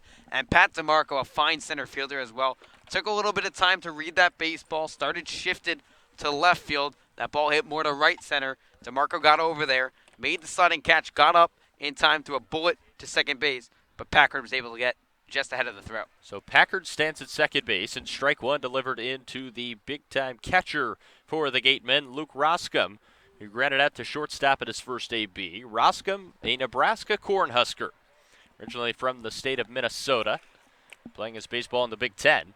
And behind the cat here to a Lehigh University pitcher and Levi Stout. Levi from Lehigh. The count is 1-1. Say that 10 times. I couldn't say that it once. 10 times, folks. I couldn't even say it once. So it's that not shows possible. You how tough it is. Lehigh from Levi. See, I'm saying it backwards now. Levi from Lehigh. Struggling here, folks. Stout looks back the runner, delivers a 1-1 pitch. It's a high fly ball, deep center field. DeMarco on his high horse catching that ball. And anywhere else in the CCBL, that might have been a home run. But here at Eldridge Park, 434, it is out number 3. 1-1 the score. We'll head to the home half of the 5th inning here on the Orleans Firebirds Broadcast Network. It'll be 7-8-9, do it for the Birds, trying to take the lead for the first time tonight on a beautiful Friday night from Eldridge. We'll be right back.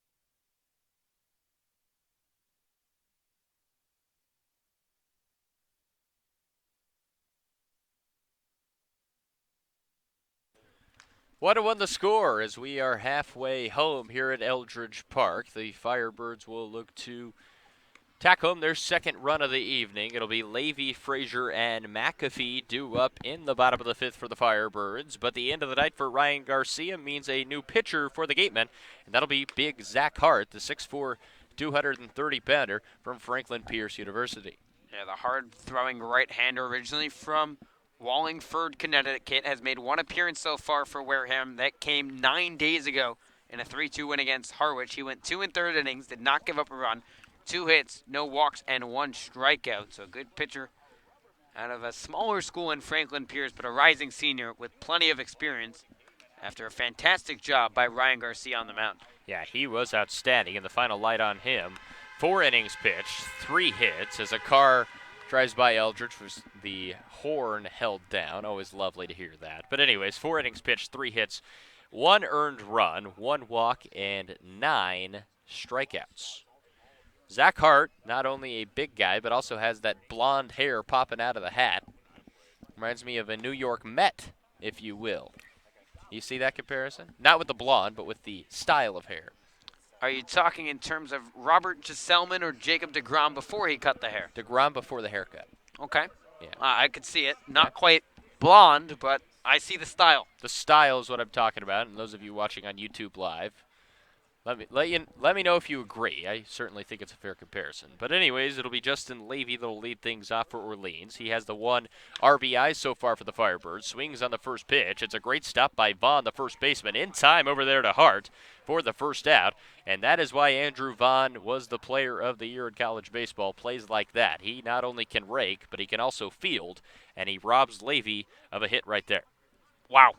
What a fine defensive play by Andrew Vaughn, like you mentioned. You talk about the bat that he has, the National Player of the Year, and then you turn around and make plays like that. There's a reason why scouts are salivating over him right now. There's a reason why he got an invite to Team USA for the second year in a row. It's now Matt Frazier, the Arizona Wildcat, who's in a big-time slump right now. 1 for his last 11 and just 3 for 22 to start this season for Orleans. He'll look to turn that around right here. The left fielder tonight for the Firebirds will foul that pitch off, and the count goes to 1-1. Frazier was a mainstay the first 6 games or so of this season out in right field. Moved him over to left after a couple of days off. We'll see if he can produce for Kelly Nicholson here tonight. He's 0 for 1 with a strikeout, and here comes the 1-1 pitch from Hart that runs inside and gets Frazier on the back of the arm, so it's a base runner for Orleans with 1 away in the bottom of the 5th. Braden, when you're a struggling hitter, any way you can get on base is a great job, especially when you've been moved down to the 8th spot. So anything like that might get up your confidence, just finding a way to get on base. So Frazier on base, solid speed over there. That'll turn it to Quincy McAfee, who's heading to Pepperdine. So hopefully McAfee can contribute here in the later half of this order. Like you said, Quincy McAfee has made a couple of fine plays at shortstop tonight for the Firebirds. Will try to contribute offensively as a throw over to check on Frazier, who does possess quite a bit of speed for Orleans. 1 stolen base so far this summer for Matt, and we'll see whether or not he tries to go. A pretty aggressive lead off of first base, and they'll check once again. The throw just not in time. It was a great move by Hart, but Frazier barely got the hand back in there in time, and he'll peer into the Orleans dugout looking for a signal, and he leads off again. McAfee the batter, Frazier the runner at first base, and the first pitch into Quincy is inside ball 1. Top of the lineup, 2 up next for Orleans. It'll be DeMarco and then Blade if they can get it that far. 1-1 the score. 3 hits for Wareham, 3 hits for Orleans. Another throw to check on Frazier. As McAfee right now is in the batter's box, but the real game being played, it seems, is between Matt Frazier leading off at first base and Zach Hart. Frazier's certainly doing a good job of getting into Hart's head.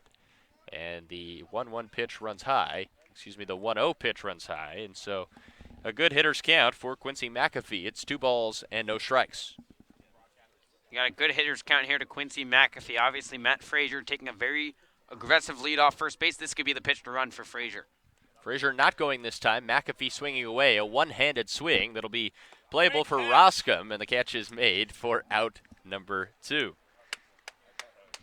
Good play by the catcher, Roscom. That was not the highest of pop-ups behind the plate. The reaction time you need for that is very quick. Yeah, toss the mask, turn around, find the baseball, make the catch. In practically one motion in the span of a second or two, and Roscom made it look easy. And a great catch, as you might have heard on our audio. Fantastic crowd mic we must have. Oh, yeah. Only the best here on OFBN. Definitely wasn't someone walking straight behind us trying to get their voice heard on OFBN. Who wouldn't, I guess? As Matt DeMarco, the leadoff batter, swings away up onto the hill for strike number 1. Frazier was running that time, and we'll have to jog back, getting a little cardio in here.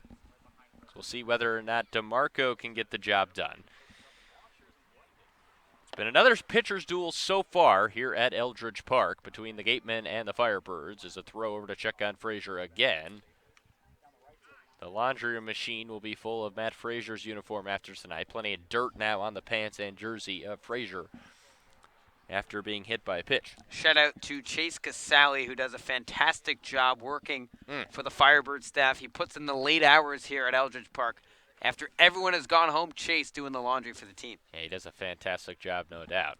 Here comes the 0-1 pitch to DeMarco that barely misses inside to level up the count at 1-1. You mentioned how there was a pitcher warming up at the bullpen for Orleans. There's no longer any action, as it was Nick Osborne. But we'll keep you updated on whether or not he comes into the game, obviously, as that pitch finds the zone for strike number 2.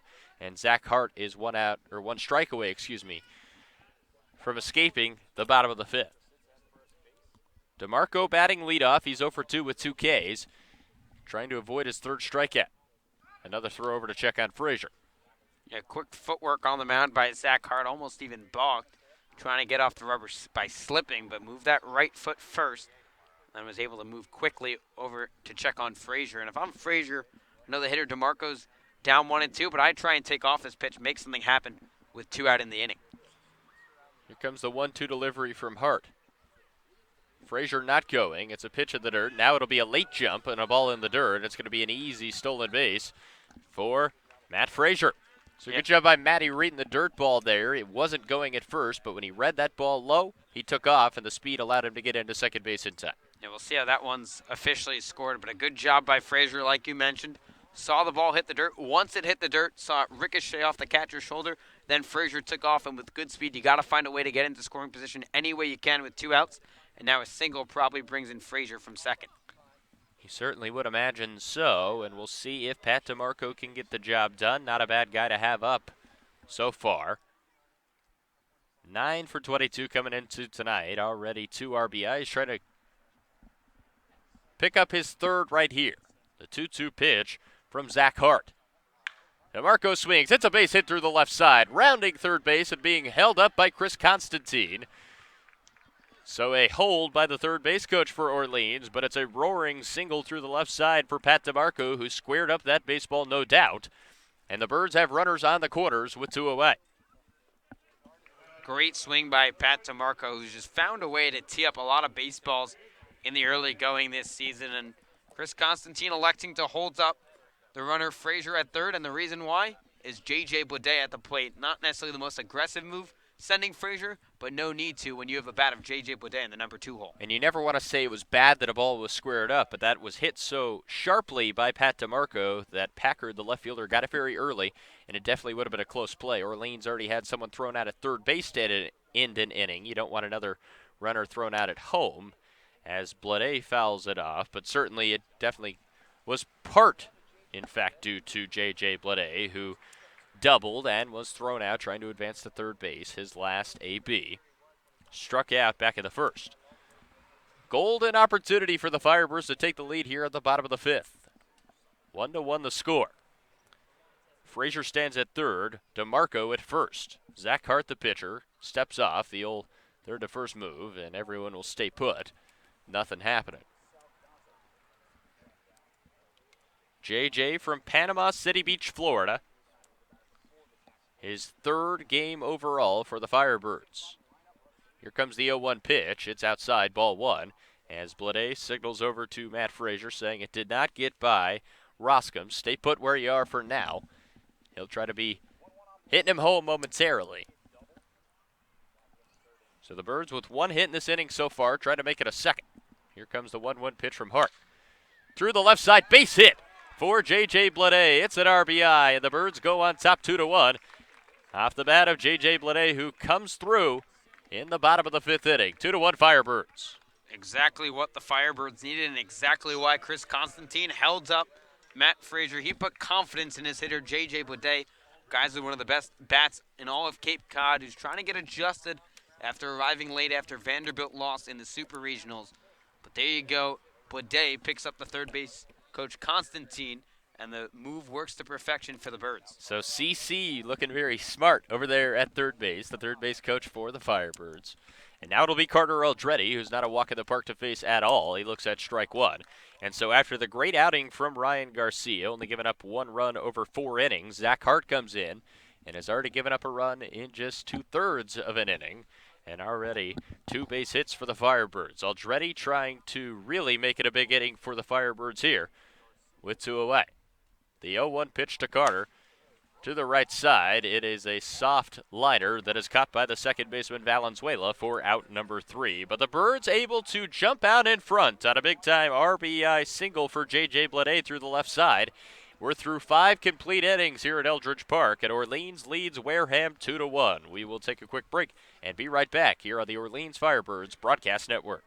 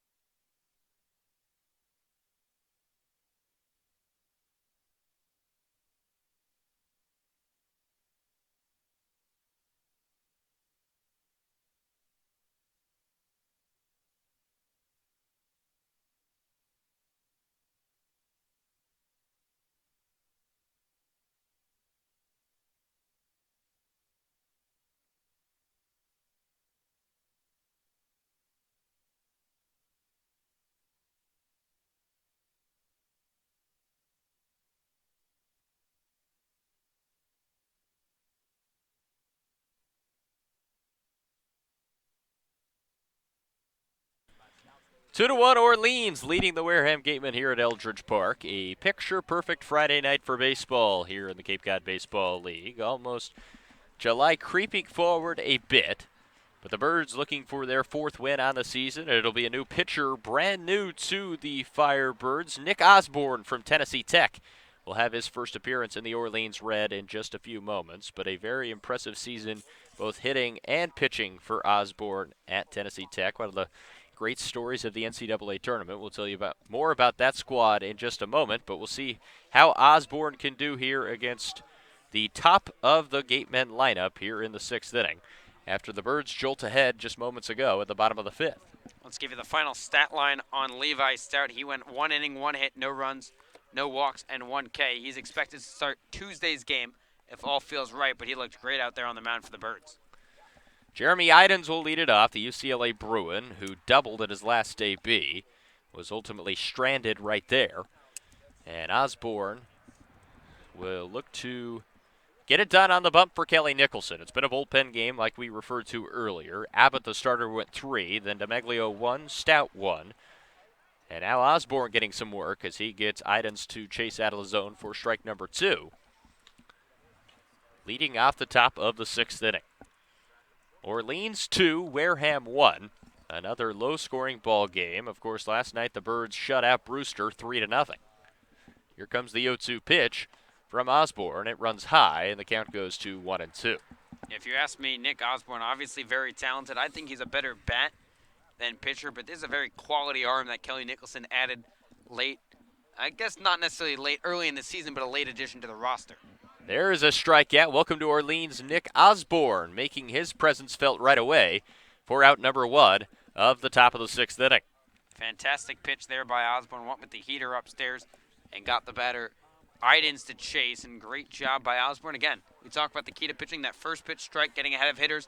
Osborne did just that and got one of the toughest outs in this Wareham Gateman lineup. So now it's Sahid Valenzuela who looks at strike number 1. And Valenzuela from a small town in Arizona, southern Arizona, Yuma, Arizona. A very interesting place, as we'll tell you more about Yuma in just a moment. Behind 0-1, and Osborne delivers a pitch that's fouled off down the third base line, and the count goes to 0-2. Yuma, located in southwest Arizona on the California border. To the west, Mexico to the south. So it's right on the corner between Mexico and California. Picture that on a map as the 0-2 pitch from Osborne is delivered. Strike 3 called. How about the start for Osborne? 2 batters faced, 2 Ks, and there are 2 away in the 6th.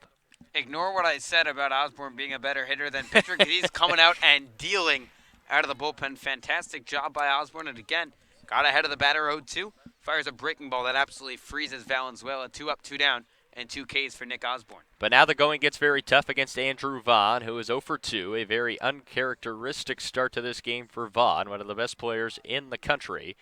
And he will look at ball 1 high near the letters. Vaughn, we could rave about him all night long. The young man from Cal, tied with Spencer Torkelson for the lead in home runs and RBIs in the CCBL so far early on in this season, as ball 2 is delivered high to Vaughn. Was the freshman of the year last year, the player of the year this year, the Pac-12, and in the country altogether. Here comes the 2-0 pitch to Andrew Vaughn, in there for strike number 1.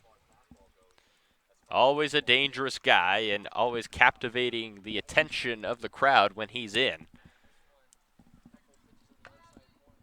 The batter's box. 2 balls and 1 strike. Osborne trying to strike out the side, but if he can get past Vaughn, that's really earning a lot. Will not strike him out. It's a well-charged ball to right center field. Back at the wall. It'll short hop the wall, so it'll be extra bases for Andrew Vaughn. A 2-out stand-up double.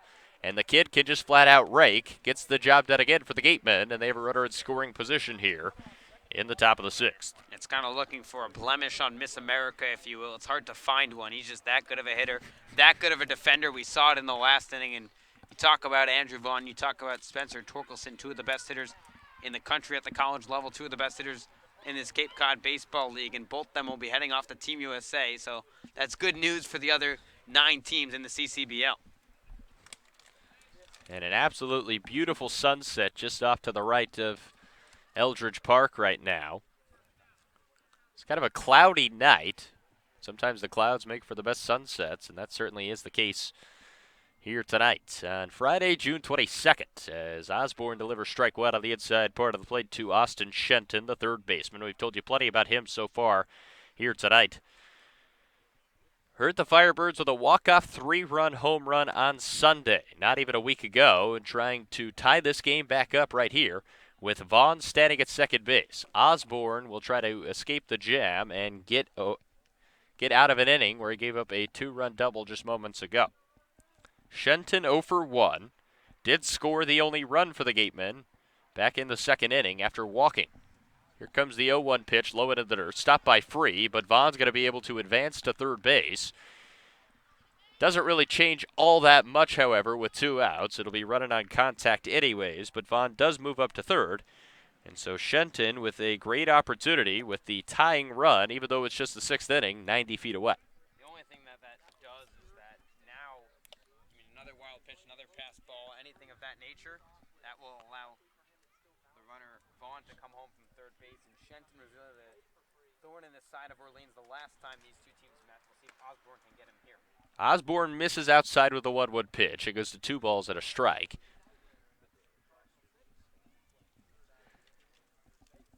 As the Firebirds look to escape a mini jam right here. Vaughn stands at third, and Shenton, the very dangerous third baseman, up to bat for the Gatemen. That pitch gets away from Free, but not far enough to matter. And the count goes to 3-1, as we'll see whether or not Osborne attacks here or just moves on to face Bryson Stott, who is 0 for 1 so far tonight. You don't want to give in to a guy like Shenton, the defending hitter of the week in the CCBL. Here comes the 3-1 delivery by Osborne. Fly ball to center field. Ranging back is DeMarco, and he will settle under it on the run with a catch near the left shoulder blade to retire the side. So a 2-out double for Wareham gave them a golden opportunity, but Nick Osborne able to escape the jam and work a clean 6th inning as we will head to the home half of the 6th. Orleans leading Wareham 2-1. We'll be right back on the Orleans Firebirds Broadcast Network.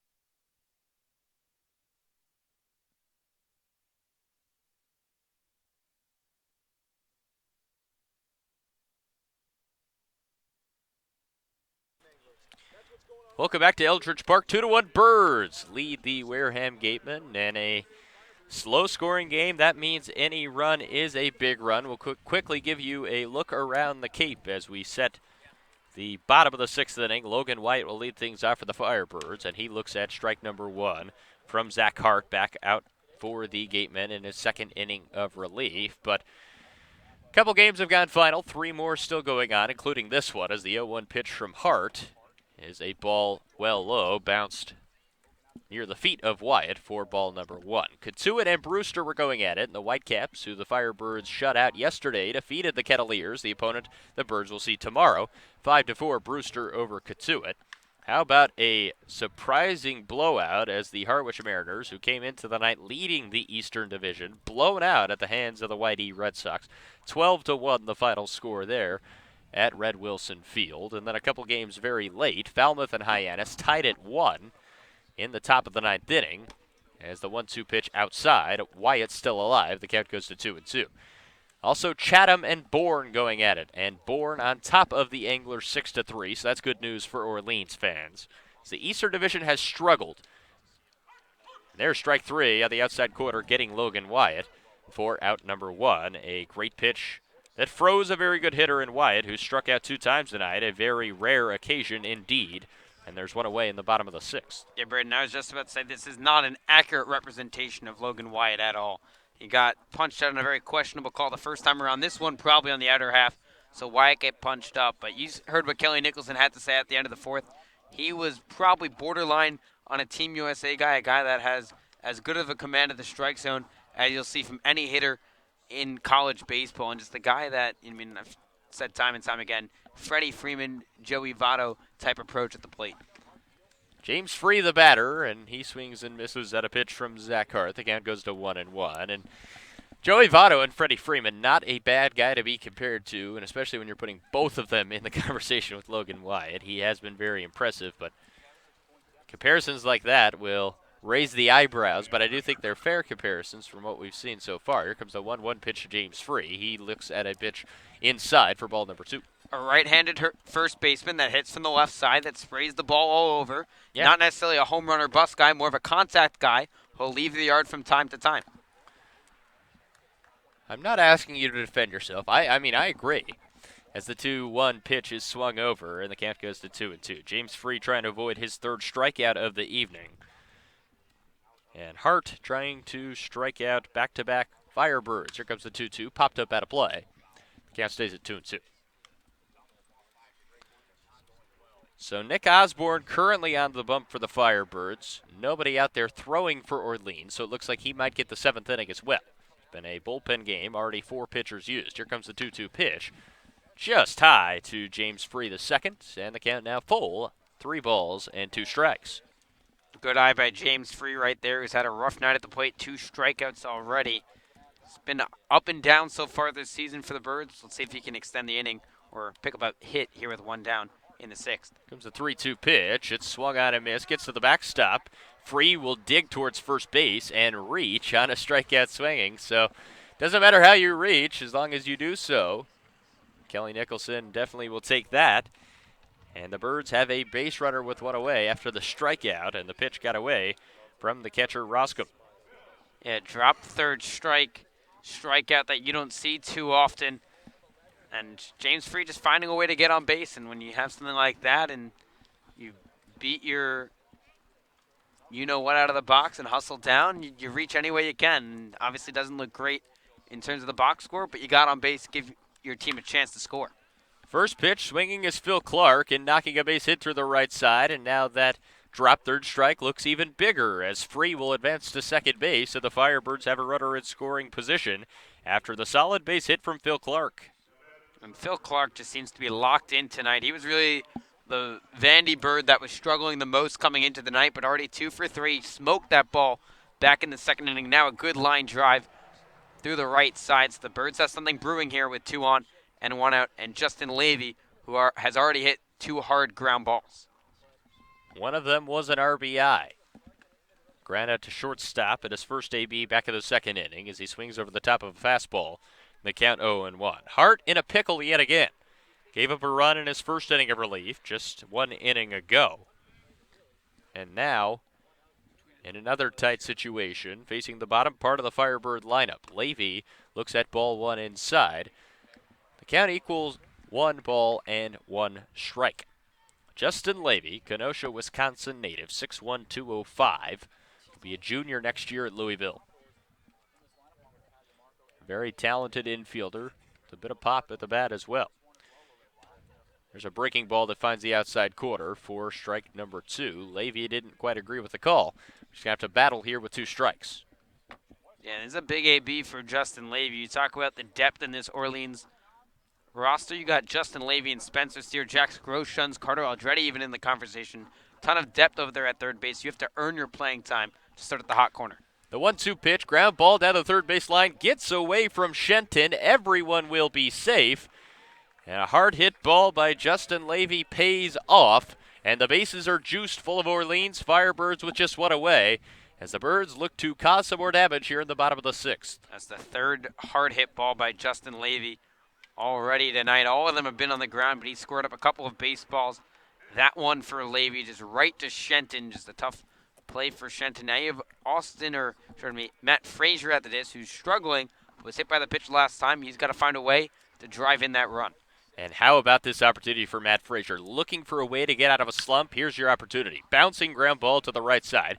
Got to be fielded by the second baseman, Valenzuela. And he will throw on in time to get the out at first base. It will score a run, however, and the Firebirds jolt out in front 3-1. So a productive out nonetheless for Matt Frazier, an RBI ground out. And the Birds lead it 3-1 in the bottom of the 6th inning. Yeah, not obviously ideal. Wasn't a hit that drove in two, but it was an RBI ground out, and any way you'll get it. You're having things working for Orleans tonight. They're doing the little things right, and that's James Free hustling out of the box on the strikeout. He comes around to score. If he doesn't hustle out of the box, is thrown out, the Firebirds don't score a run in the inning. And a great point indeed. He is rewarded with a run scored. It'll be a pinch hitter now for the Firebirds. Batting in the 9 spot, it'll be Ricky Martinez taking over for Quincy McAfee. And a great chance for the Birds to try to extend on this lead now, as 3 straight runs scored for Orleans has them on top 3-1. Runners at second and third, Levy at second, and Clark at third, as it is Martinez looking at ball 1 low. So Frazier picks up the RBI on a 4-3 putout. Second ground ball that's been turned into an RBI. The Birds don't care how they come across. They just want the runs. Here comes the 1-1 pitch to Ricky Martinez. Breaking ball in there for strike number 2. And Hart is 1 pitch away from escaping another jam. It hasn't been easy for him tonight at all in both innings of his relief. 1 pitch away from getting out of another jam, though. Martinez ready for the 1-2 pitch. Hart kicks and fires. Martinez fouls it off up onto the hill. The count stays at 1-2. A good fight there by Ricky Martinez. Interesting to see Ricky Martinez used here as the pinch hitter instead of Sal Gazzo, who's been the batting leader so far for the Birds. But Kelly Nicholson has been spot on tonight, and he's pretty much been spot on all season long with who he elects to put in the ball game late. Ricky does have an RBI. Came against Katua 2 nights ago. Breaking ball inside. Almost clipped the jersey sleeve of Martinez, and the count now goes to 2-2. And Braden, there's a reason why we're sitting at this table here behind the netting, and Kelly Nicholson's in that first base dugout. I'll take Skip's decision 9 times out of 10 over mine. Yeah, and he has been very good, like you said, pressing the right buttons here early on and over the course of his entire career here at Orleans. Here comes the 2-2 pitch to Martinez, swung out and missed, strike 3. So Hart escapes the jam, but the Birds are able to score a run after a passed ball, third strike, allowed James Free to reach for the second out. The Birds have another 2-out rally, and they score a run on a ground ball by Matt Frazier. It's 3-1 Birds. We're through 6 full innings at Eldridge Park. Josh White, you'll be taking us home here on the Orleans Firebirds Broadcast Network. With the Birds on top 3-1. We'll be right back.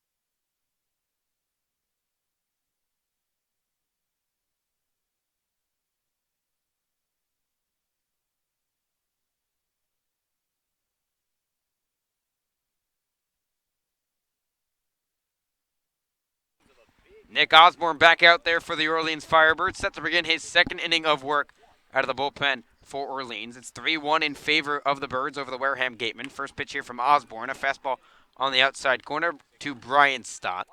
Stott 0 for 1 today, walked in the second inning and struck out swinging back in the fourth. 0-1 offering here from Osborne. Slow ground ball back up the middle, and that gets past Martinez into center field. So a leadoff base runner for the Wareham Gatemen as Bryson Stott reaches with a leadoff base hit. Solid base knock right up the middle. He's a very good hitter. He was due to pick up a base hit, and now a little bit of pressure right away on Nick Osborne as he comes into his second inning of work, and right away Zach Christofak will start warming up in the Firebird bullpen. So Osborne, who had a stellar inning back in the sixth with a couple of strikeouts, allows the leadoff base runner. First pitch here from Osborne to the batter. Lyle Lockhart misses outside for ball one. Lockhart 0 for 2 tonight. A 4-6-3 double play back in inning number 2. Then a strikeout swinging back in inning number 5. Boy, would Osborne like another double play off the bat of Lockhart. 1-0 pitch here. A fastball that runs inside. And that will even up the count at 1 ball and 1 strike. Lockhart out of Houston. Batting just 1 for 7 to start his Cape campaign, making just his third appearance for the Wareham Gatemen. 1-1 pitch from Osborne, a gorgeous breaking ball on the inside corner, and that will make the count 1 ball and 2 strikes here to Lockhart. Lockhart, a 2018 second team All-American Conference honoree. After batting .297 with 3 home runs and 44 runs driven in the outfield for Houston. Throw over from Osborne to first base to check on Stott, not in time. Stott 4 for 4 in stolen bases so far for Wareham this season. He swept 14 bases this past season at UNLV. 1-2 pitch here from Osborne, bounces in the dirt. Nice stop by Free to keep it in front of him, and that will keep Stott put over there at first base. Ricky Martinez, who was the pinch hitter in the last inning for the Firebirds, will remain in the game and man shortstop. He'll hit in the 9-hole for Orleans. 3-1 Orleans leads here in the top of the 7th. Runner on first base with nobody down. And now the pitcher, Osborne, calls time. Stott leads off first. Here's the 2-2 pitch from Osborne. Fastball, hard line drive down the left field line, but foul. And that will even up the count at 2 balls and 2 strikes. Osborne making his first appearance for the Orleans Firebirds, a two-way player out of Tennessee Tech, and boy, was that run special by Tennessee Tech in the playoffs. Guy that stands at 6'2", 205 pounds, a rising senior at Tennessee Tech. Made 11 appearances on the mound this past season. 2-2 pitch from the right-hander. Fastball on the outside corner, ring him up, strike 3, and Osborne freezes Lockhart for the first out of the inning. Second time the Firebirds have been able to get around Lyle Lockhart, and like you said, outside corner, pinpoint accuracy for Nick Osborne to freeze him for out number 1, and a big out at that here in the 7th inning. So now their batter will be Bryant Packard, who's 1 for 2 today, grounded out to Aldretti back in the 2nd, and then doubled in the 5th. Long stare in from Osborne, who's now set. He's going to check on Stott over there at first base, but nothing doing. Bryant Packard out of East Carolina. 1 for 2 today, now 2 for 8 in his career against the Orleans Firebirds. First team All-American this past season, was 5th in average in the country. First pitch here from Osborne misses upstairs for ball 1. And Braden, every night we talk about the talent in this league and the depth of each lineup. You have a guy who is 5th in average in the country hitting in your 7th spot. Yeah, and that's just goes to show how great the CCBL is. Every single team has something like that. I mean, every single team's so talented. That's why it makes every single game so much fun to watch, because it doesn't matter. Hitter number 9, hitter number 3. They're all so talented, and it makes the job for pitchers that much more difficult. Stott leads off first base with 1 down. Firebirds leading 3-1. Here's the 2-0 pitch from Osborne, fouled back onto the highway here in Orleans, Massachusetts, and that will make the count 2 balls and 1 strike. The accolades go on and on and on for Bryant Packard. You would imagine after hitting .406 with 14 home runs and 50 runs driven in, there'd be some recognition for you, and Packard was definitely honored this past year, the American Athletic Conference Player of the Year. 2-1 pitch here from Osborne, a swing and a miss, and that will even up the count at 2 balls and 2 strikes.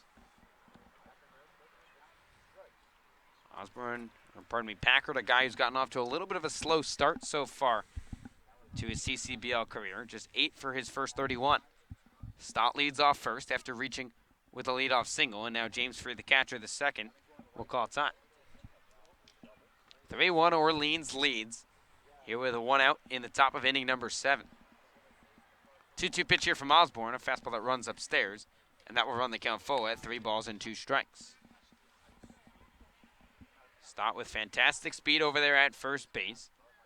4 stolen bases already through the first 10 games for the Wareham Gatemen. Osborne now going to exchange the ball, ask for a new one from the home plate umpire, Joseph Caraco. Talk about how Orleans has played later in ball games. When the games are very close, talk 3 runs or less, Orleans has been pretty strong. Their bullpen with Aaron Oceanbine at the back, with some help from Isaiah Kern, Zach Christofak, and Tyler Brown, pretty much shutting the door most nights. Runner going, pitch in the dirt. We had a tough play for Free, who's just going to eat the throw. So Stott going to take off for second, but Packard draws the walk anyway. So no stolen base awarded to Brian Stott, as Bryant Packard works out the full count walk. And Wareham has the tying run on base and the go-ahead run at the plate in Skylar Hunter. Now you're going to see a pitching visit from Jamie Quinn, the pitching coach for the Firebirds. After a single at a walk, you don't want things to get too hairy, and the go-ahead run will come to the plate in Skylar Hunter. You'll start seeing Zach Christofak out there for the Firebirds trying to warm up a little quicker here as this jam gets more intense in the 7th. Zach Christofak, like you mentioned, the hard-throwing right-hander out of Georgia getting loose. And Orleans just 2-4 this season in games decided by 3 or less runs. A lot of those losses, or 2 of those losses, have been on walk-offs, homers that we've seen from the opposing side. We saw the Harwich Mariners, Chris Galland out of Boston College, hit a solo walk-off home run at White House Field. And then the last time these two teams met in Wareham, Austin Shenton launched a 3-run blast. Packard on first base, Stott on second, with Skylar Hunter now the batter for the Wareham Gatemen. Hunter 0 for 2 tonight, grounded out to Wyatt back in inning number 3, and then flew out to the center fielder DeMarco. Hunter out of Purdue University, trying to tie this ball game up for the Wareham Gatemen all the way on the East Coast. Osborne comes set, kicks and fires. First pitch, a breaking ball in there for a strike from the righty out of Tennessee Tech. Osborne has struggled against the Orleans Firebirds so far, combined 0 for 9 in 2+ games against the Birds so far this season. He has struggled as a whole, just 5 for his first 38. 2 on with 1 out here in the top of inning number 7. 0-1 pitch here from Osborne. Line drive over the head of Logan Wyatt, and that will dribble towards the right field wall. Stop being waved around third base. He's in easily. Digging into second with an RBI double is Skylar Hunter. And the Wareham Gatemen have cut the deficit in half. It's now 3-2 in favor of Orleans, with the Gatemen still threatening here with only 1 out in the top of the 7th inning and runners on second and third.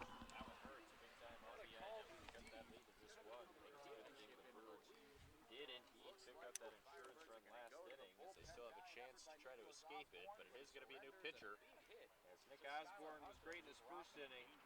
Very bumpy, though, in a second inning relief. It's going to be the big little man from Georgia, Zach Christofak, will take over for the Pregame. So Kelly Nicholson will grab the ball from Nick Osborne. He's still responsible for both runners on base. And we'll see if Zach Christofak, the hard-throwing right-hander from the University of Georgia, can strand those runners on base. It's Orleans 3 and Wareham 2. Here with 1 out in the top of the 7th inning. You're listening to the Orleans Firebirds Broadcast Network.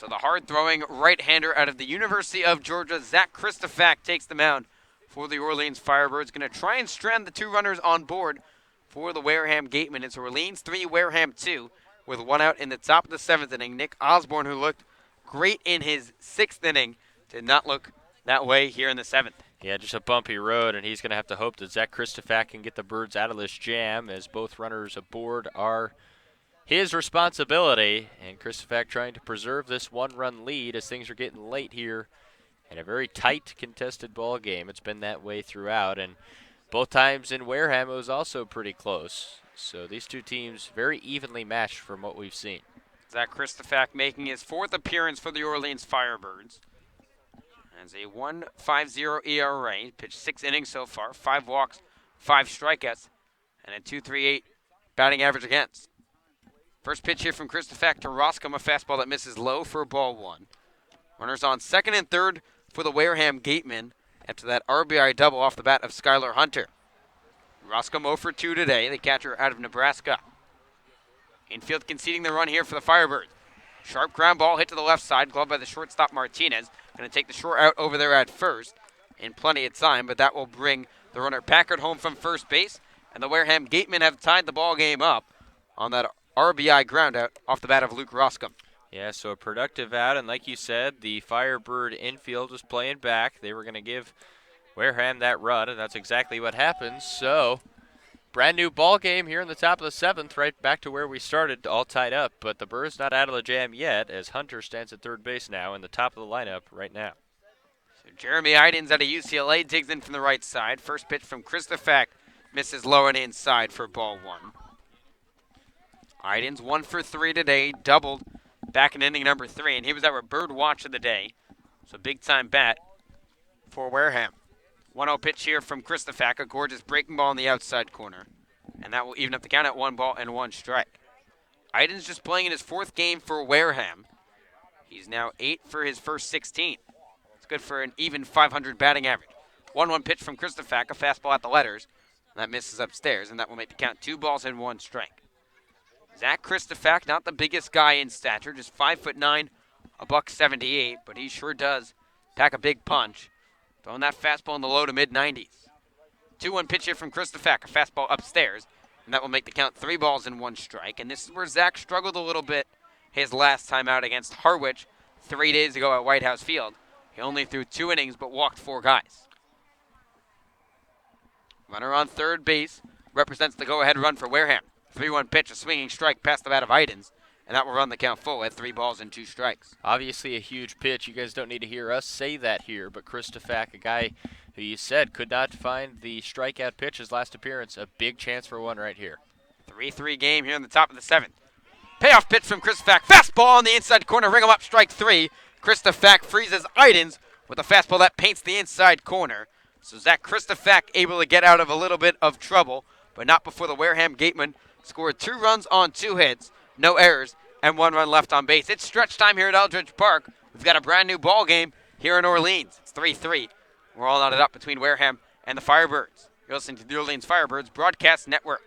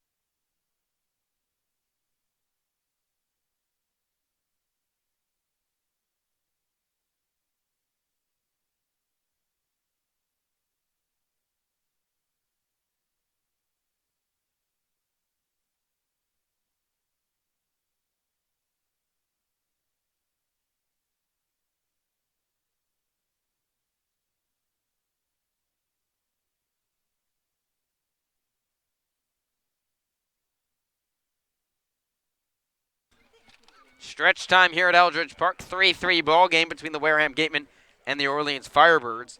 It'll be 1, 2, and 3 here for Orleans. Pat DeMarco, J.J. Baudet, and Carter Aldretti trying to break the stalemate here between the Firebirds and the Gatemen. New pitcher into the ball game for the Wareham Gatemen. It's Tyler Kaiser, who's committed to the University of Miami after playing this past season at Eastern Florida State College. A 6'6", 210-pound right-hander, originally from Orlando, Florida. He's behind DeMarco here, 1-0. The 1-0 pitch. High fly ball down the left field line, tailing foul. Packard ranges over, has room, and can't make the play as this drops in foul territory. So Pat DeMarco gets another chance at the plate, and that will even up the count at 1 ball and 1 strike. New life, if you will, and that is always a good feeling if you're a batter when you thought perhaps for a moment you're going to be retired on an out like that, and it drops. Sigh of relief, you relax even more, and then you dig back in with almost nothing to lose.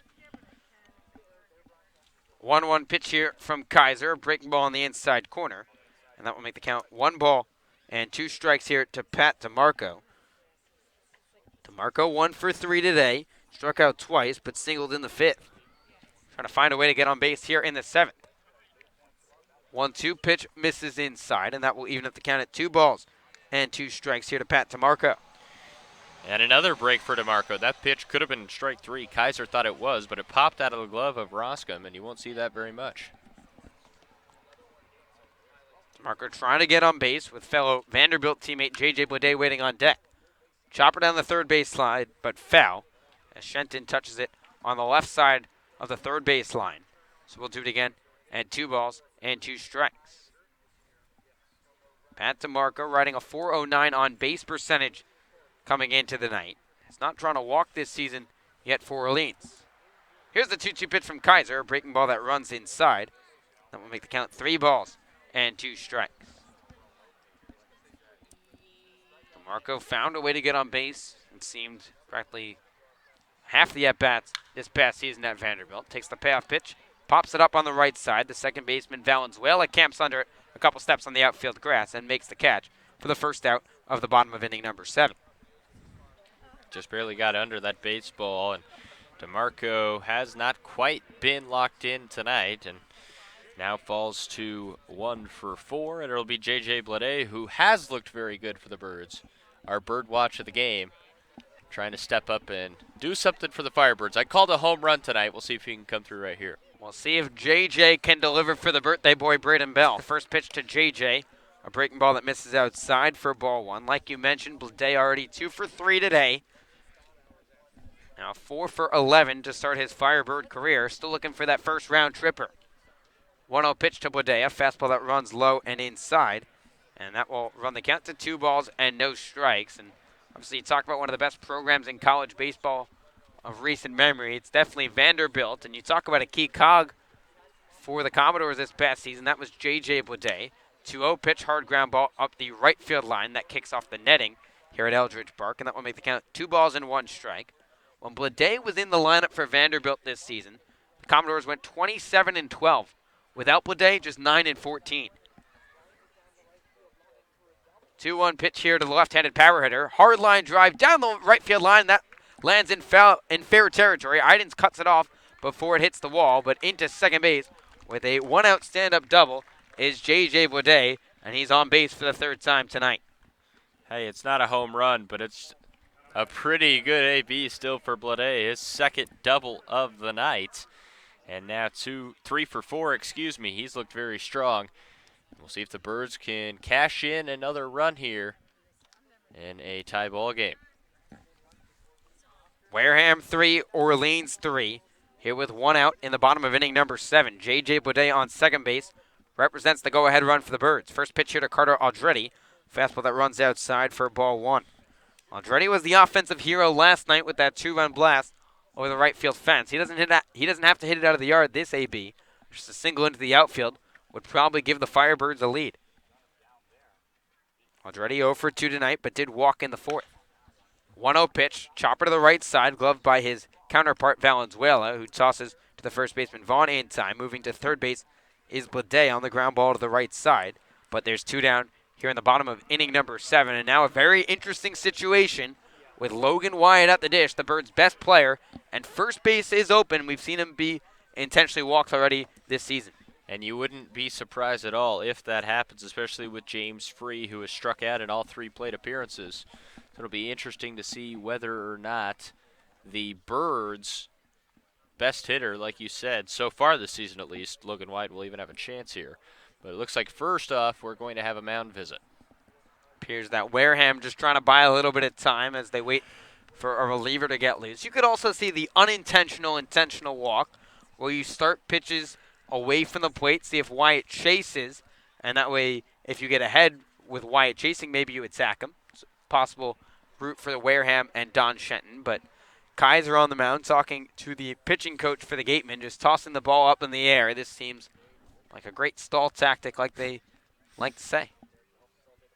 Well, we have a moment. Tomorrow night, your birthday, Josh White, will be on the air in Kitsui, taking on the Kettleers yet again. It'll be the 3rd time the Birds have played the Kettleers at beautiful Lowell Park again tomorrow night. Coverage beginning at 4:45 with the Bird Talk pregame show, and first pitch set for 5 p.m. Eric Miller going to get the ball, a brand new addition to this Firebird roster. He will start that ball game for Orleans. So tomorrow night, 4:45 at Lowell Park in Kitsui.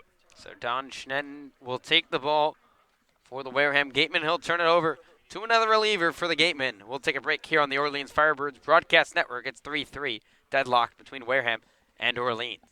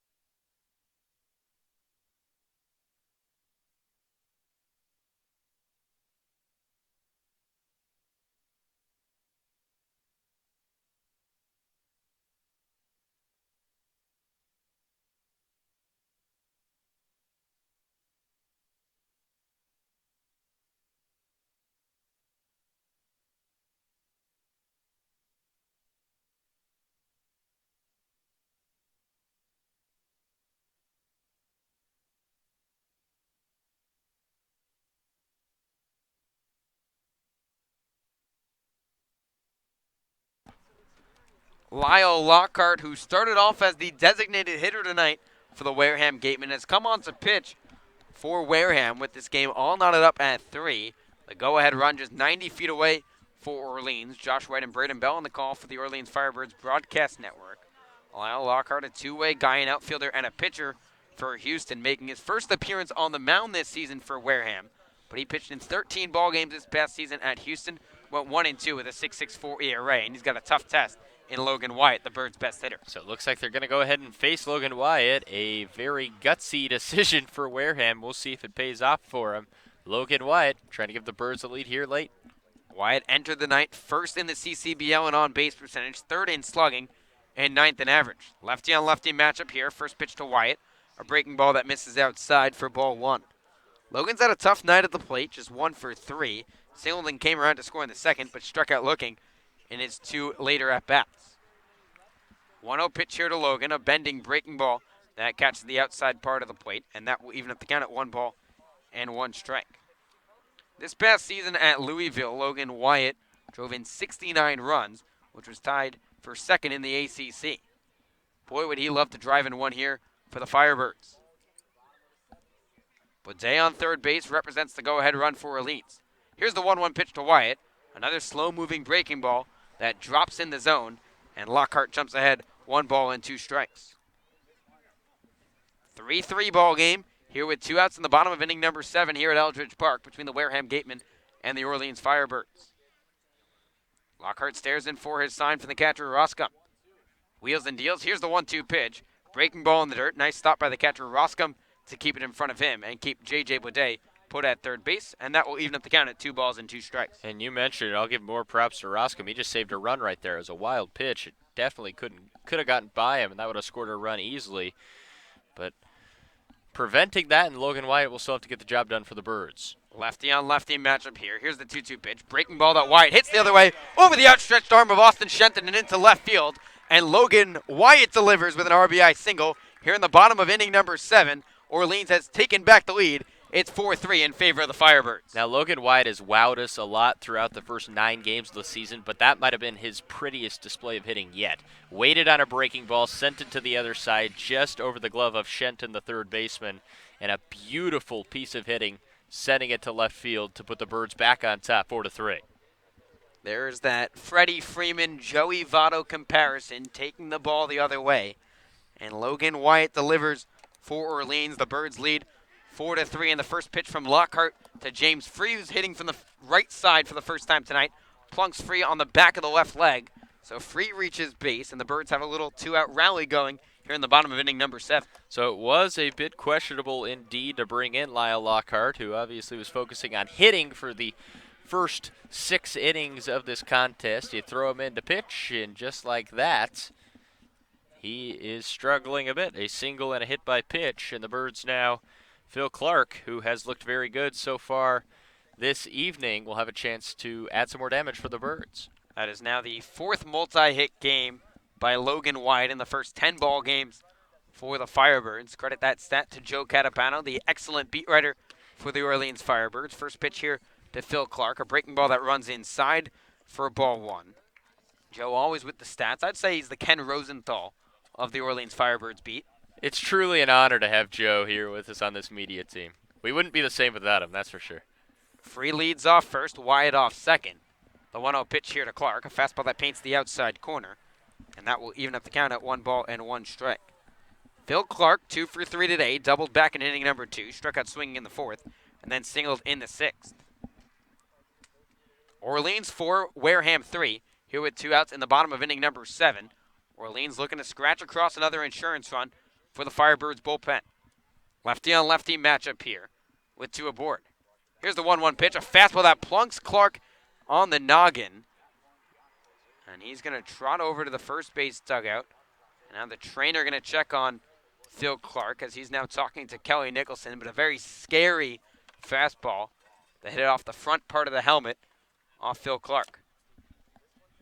And that really is scary because he was squaring, thinking about swinging. It caught the top part of the helmet. He looks to be okay, being checked out by the athletic trainer, but he ran straight from the batter's box over right in front of Kelly Nicholson, the skipper. Luckily, it looks like he's going to be okay as he's running down to first base right now, but that really was a scary sight because it not only caught the helmet, but it looked like the front of the helmet, and you never want to see anything like that. But very luckily for Phil Clark and for the Firebirds as a whole, it looks like he is okay. And a very scary sight. You could hear a pin drop here. It was that silent at Eldridge Park. And Don Schneiden, the manager for the Wareham Gatemen, coming out to the home plate umpire, Joseph Caraca, to check to see if he could ask for help from James Fonseca, the field umpire, to see if Clark did go around. Fonseca said he did not.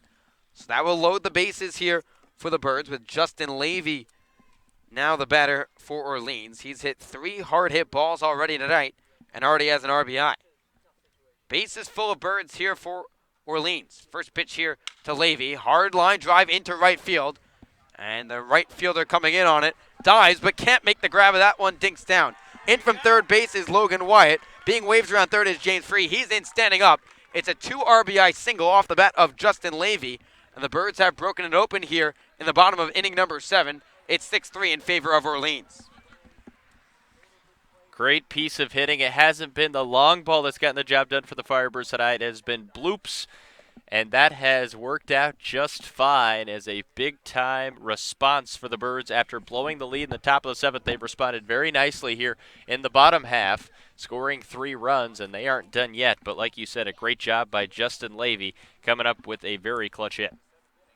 So the Birds will use a pinch hitter here. It's Spencer Steer, the infielder out of the University of Oregon, going to pinch hit for the struggling Matt Frazier. Kelly Nicholson will have to adjust his defensive alignment when the Birds head out there in the 8th inning.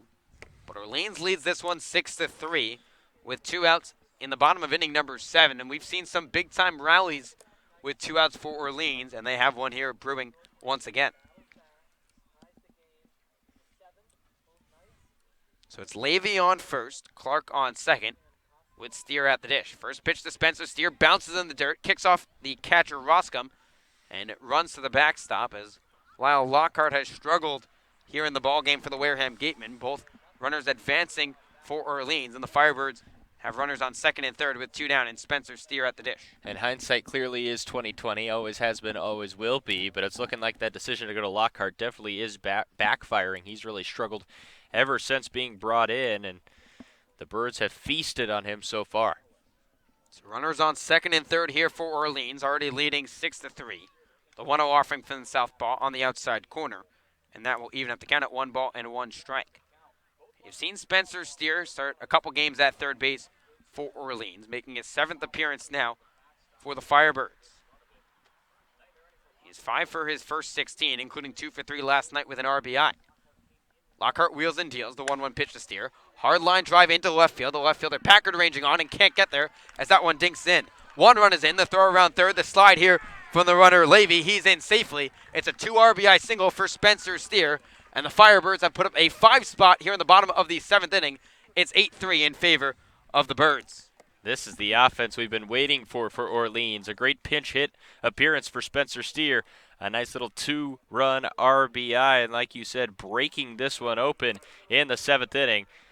Clutch, timely hitting is all you need, and that dugout over there for the Firebirds pumped up right now. Firebirds have now set a new record for 2018. It's the most runs Orleans has scored in a single inning, already at 5.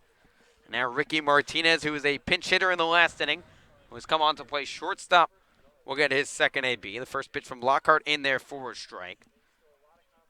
Martinez 0 for 1 tonight, came on in replace of Quincy McAfee. We talked about Kelly Nicholson pushing the right buttons, and boy, has he done so tonight once again. 0-1 pitch here to Martinez. He squares and pulls back. That one's in there for a strike. So Lockhart jumps ahead, no balls and 2 strikes. Martinez, the 9th hitter of the inning for the Firebirds. It's been 5 runs on 4 hits already for the Birds in the inning alone. 0-2 pitch here from the southpaw. Breaking ball on the outside corner. Ring him up, strike 3. And Martinez goes down looking for the final out of the inning, but not before the Birds score 5 runs on 4 hits, no errors, and 1 run left on base. The Birds have broken it open here at Eldridge Park. We'll head to the top of the 8th. Orleans 8 and Wareham 3. You're listening to the Orleans Firebirds Broadcast Network.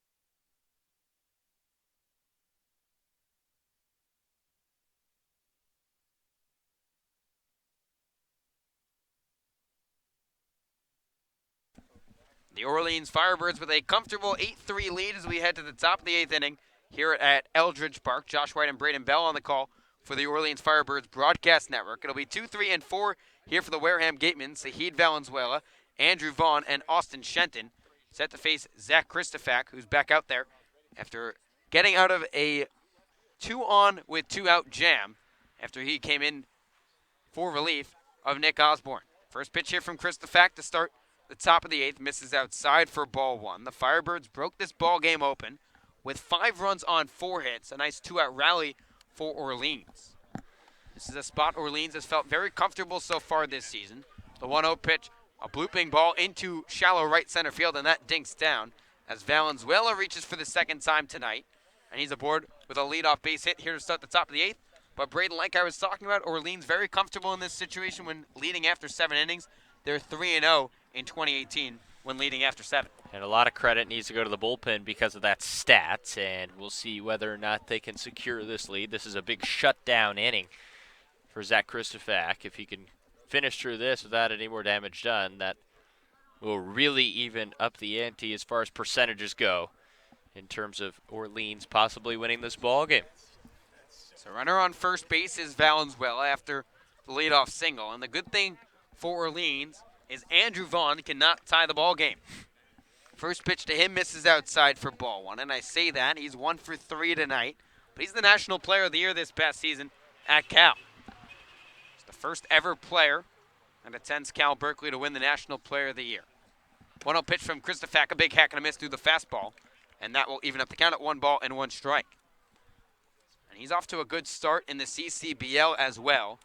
Now 13 for his first 42. Hitting above 300. 1-1 pitch here to Vaughn, fouled back behind the screen. And now Christofak jumps ahead, 1 ball and 2 strikes. It's 8-3 in favor of Orleans here in the top of the 8th inning here at Eldridge Park.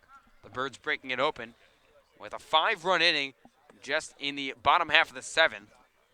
Most runs the Birds have scored in a single inning this season.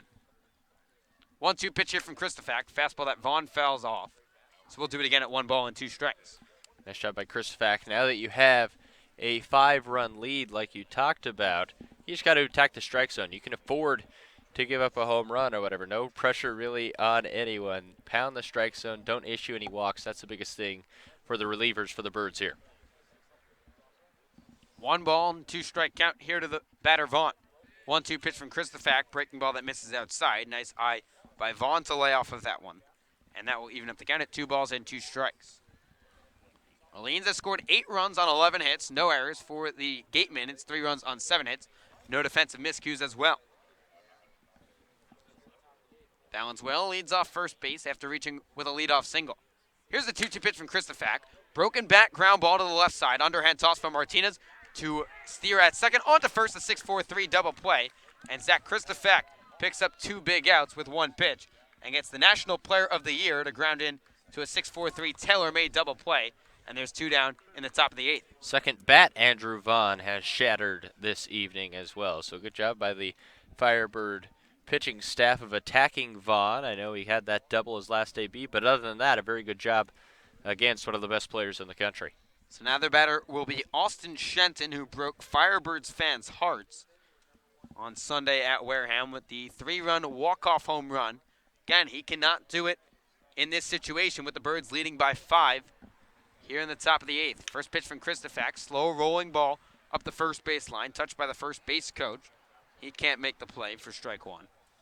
We did not get a last name on the first base coach. It's a mystery man that even Don Shendon doesn't know the last name to. His first name is Matt. This is what the Wareham Gateman broadcast. I'm being dead serious. His name is Matt? His name is Matt. This is what the Wareham Gateman broadcast team told me. Eliav Gabay needs to go ask him. He's our investigative reporter. He needs to get the job done. The man has to have a last name. 0-1 pitch. Don't we all? From Christofak in there for a strike. That'll make it 0-2. My point is he's a volunteer assistant coach that Shendon doesn't know the name to yet. Only 10 games into the season. 0-2 pitch here from Christofak. Fastball waved out and missed, strike 3. Zach Christofak fans Austin Shenton for the final out of the 8th inning.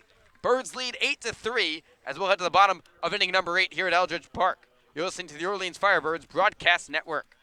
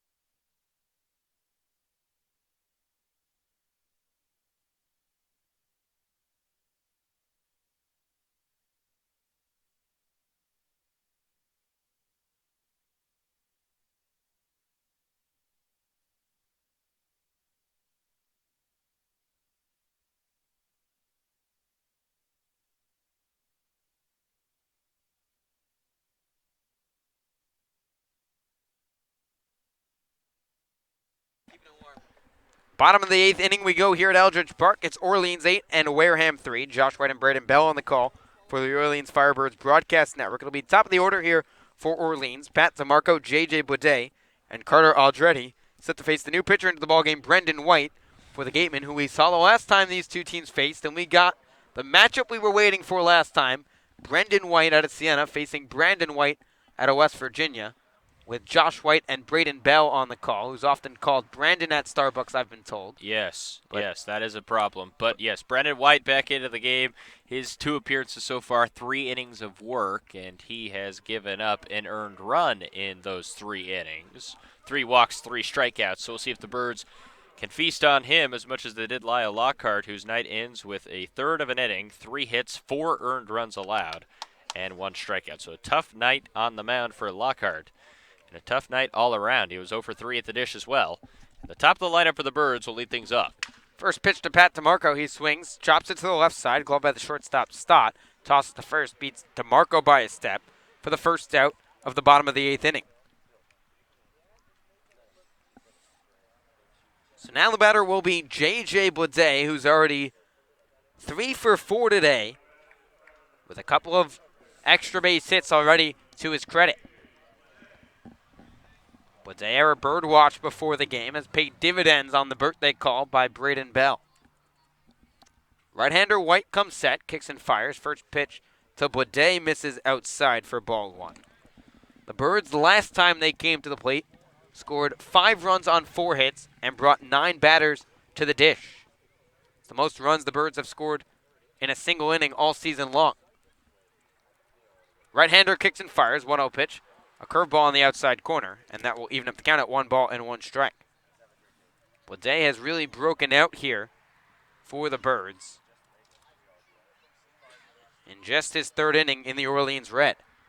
1-1 pitch here to the left-handed hitter. Chopped to the left side, glove by the third baseman Shenton on the run, but this pops out of the mitt. So J.J. Boudet reaches for the 4th time tonight, and he's aboard with his 4th hit, and he's on with 1 out here in the bottom of inning number 8. How about that for a bird watch, huh? Not too shabby at all. 4 hits out of 5 at-bats for Boudet. No home run, so I do give, big for mercy on that one. But everything else J.J. Boudet has done tonight has been very special.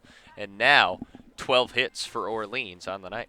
You could argue that you would take a 4 for 5 day with a couple of extra base hits and a couple of singles over just a solo home run. Oh, I wouldn't even argue it. I would just say you're absolutely right. He's been extremely effective. So, Braden, you've exceeded expectations is my point. Thank you.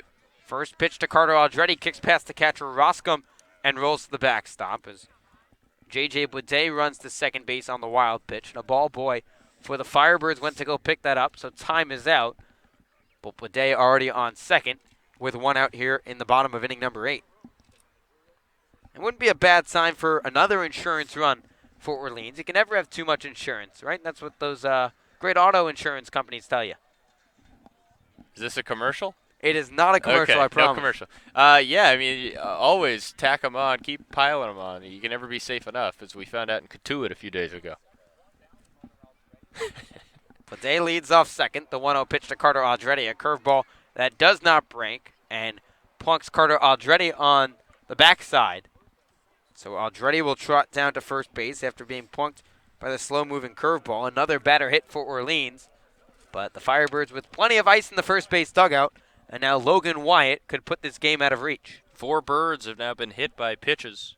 Like you said, the ice room here at Eldridge Park going to be very busy after the game. First pitch to Logan Wyatt, breaking ball in the dirt that kicks past the catcher Roscom and rolls to the third base dugout for Wareham.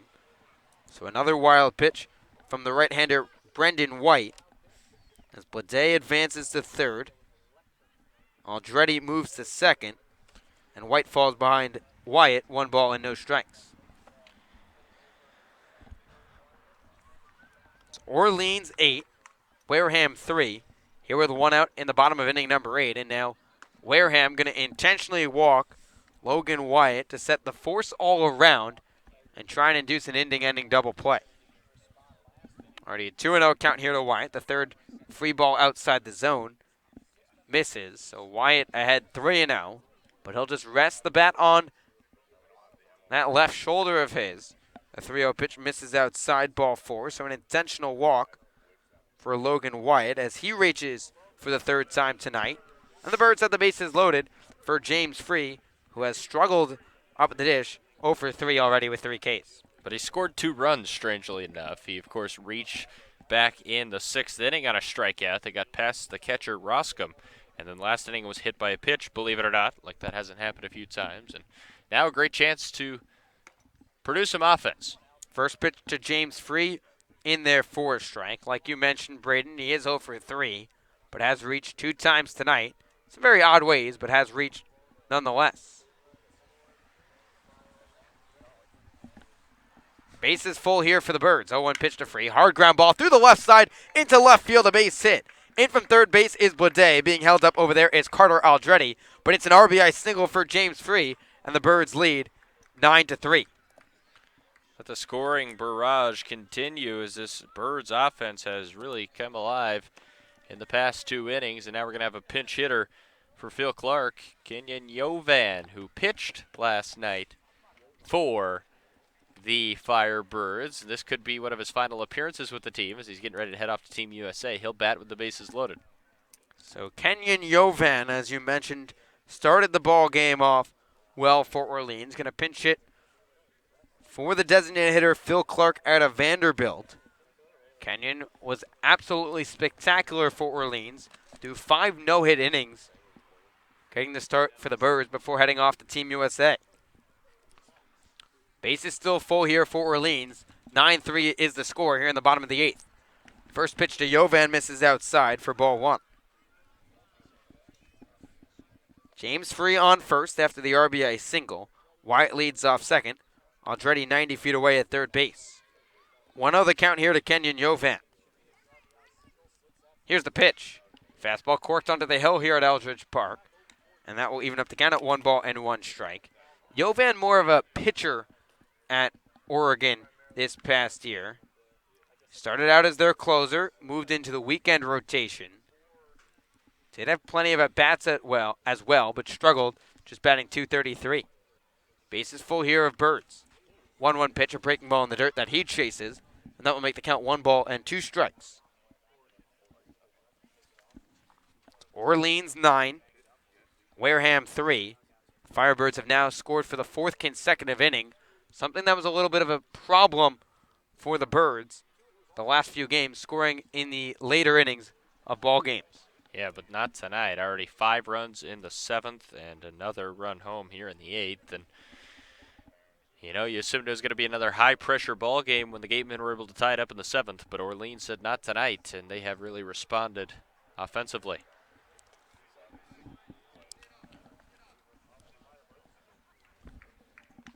One-two pitch here to Yovan, misses outside, and that will even up the count at 2 balls and 2 strikes. Base is full here for Orleans. Free on first, Wyatt on second. Aldretti just 90 feet away at third base. Birds have blown it open here in the bottom of the 8th, already up 9-3. Here's the 2-2 pitch from White. Breaking ball in the dirt that Yovan leaves off. So that will run the count full, and the merry-go-round will be in motion for Orleans. A fun night to be a Firebird indeed, and both offensive barrages the Birds have had so far in this young season come against this Wareham team, which sports the best record in the CCBL so far. So that shows that the Birds have a lot of potential to be a good team. The merry-go-round will be in motion. 3-2 pitch to Yovan. Upstairs, ball 4. And Brandon White has walked in a run for the Wareham Gatemen. As Aldretti will touch the plate, it's an RBI walk for Kenyon Yovan. And the Birds lead 10-3 here in the bottom of the 8th here at Eldridge. Everything is going right tonight for the Orleans Firebirds. So Justin Levy, who's already 2 for 4 tonight with a couple of RBIs, will dig in looking for more. First pitch to Levy in there for a strike. Birds with 10 runs on 13 hits, no errors. For Wareham, it's just 3 runs on 7 hits. Yovan on first, Free off second, Wyatt off third. The 0-1 pitch here to Levy, a fastball on the inside corner. And now White jumps ahead, no balls and 2 strikes. Brendan White struggling out there on the mound after Lyle Lockhart did the same for Wareham. 0-2 pitcher to Levy.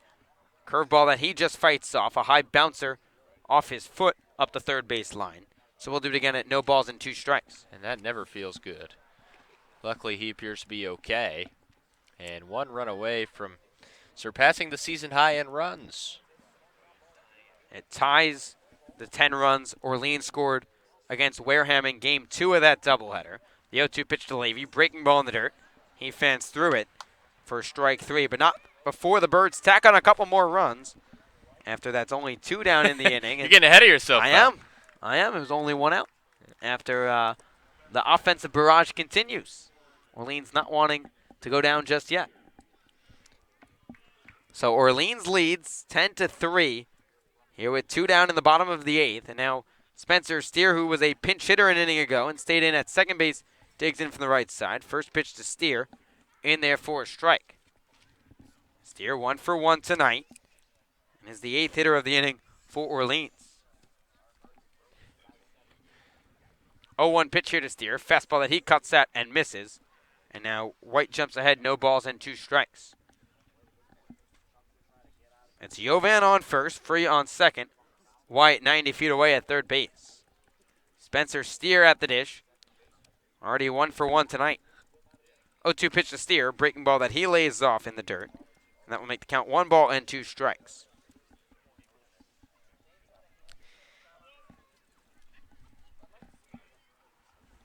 The count 1 ball and 2 strikes here to the batter, Spencer Steer. The score 10-3 in favor of Orleans.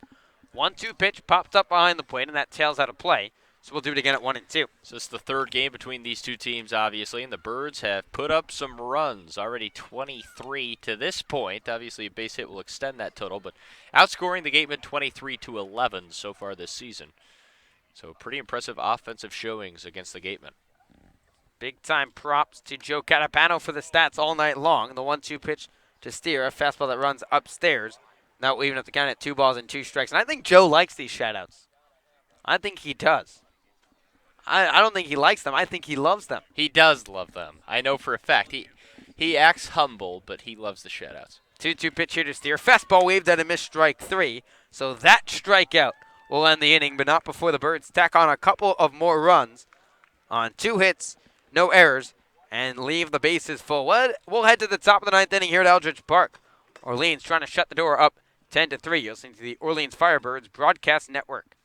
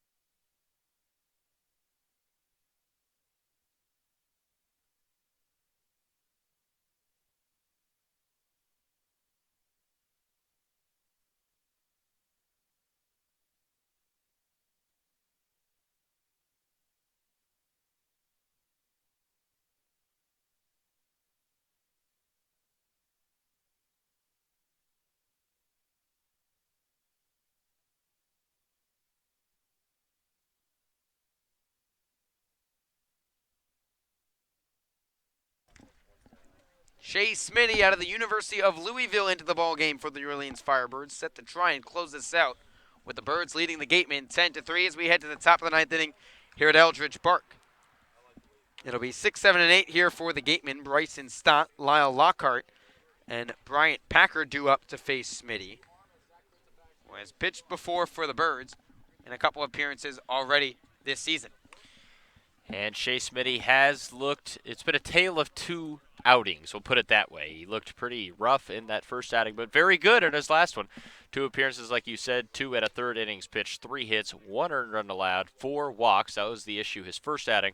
Cleaned that up his second outing, had 3 strikeouts. So the ERA currently sitting at 3.85, but a big lead to work with and basically a low leverage situation to battle through the bottom part of this Gateman lineup here in the 9th.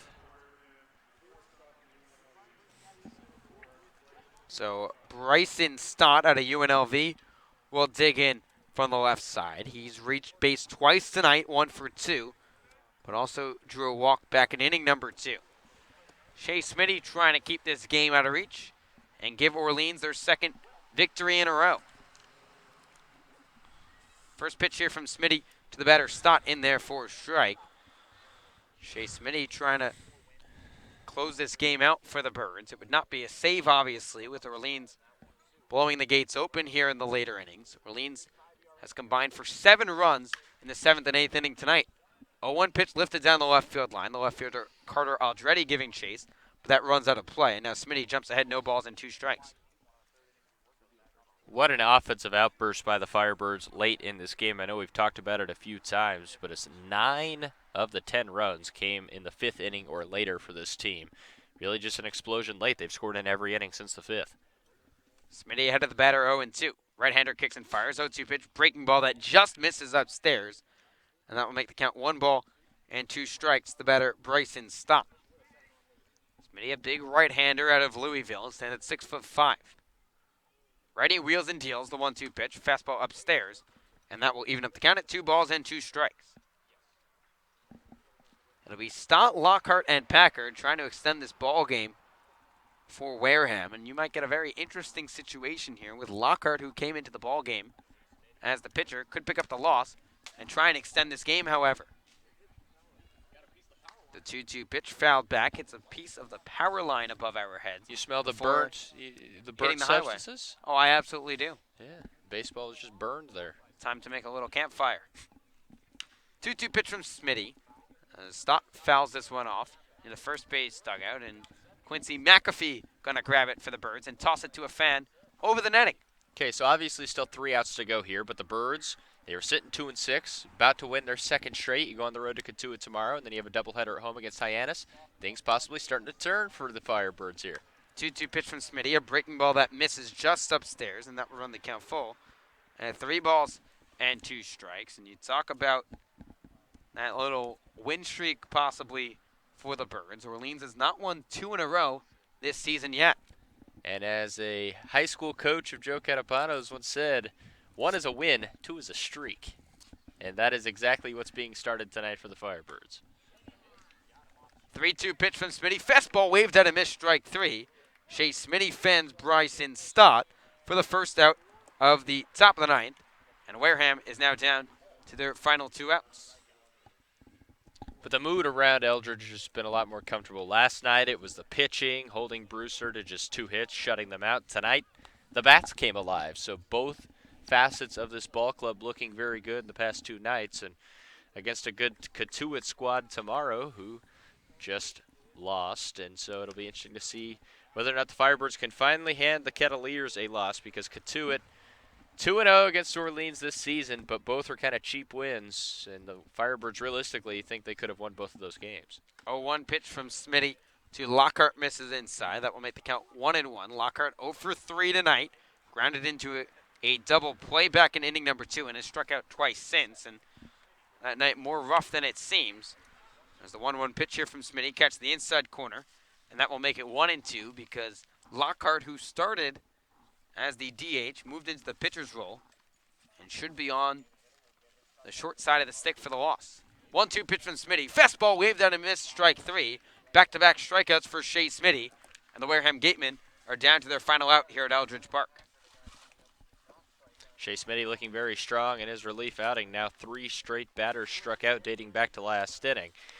And a big hats off to the bullpen as well. There was a little bump in the road with Nick Osborne making his debut, but other than that, the bullpen has shoved as they had to pick up 6 innings of work, and they've done a very good job for the most part.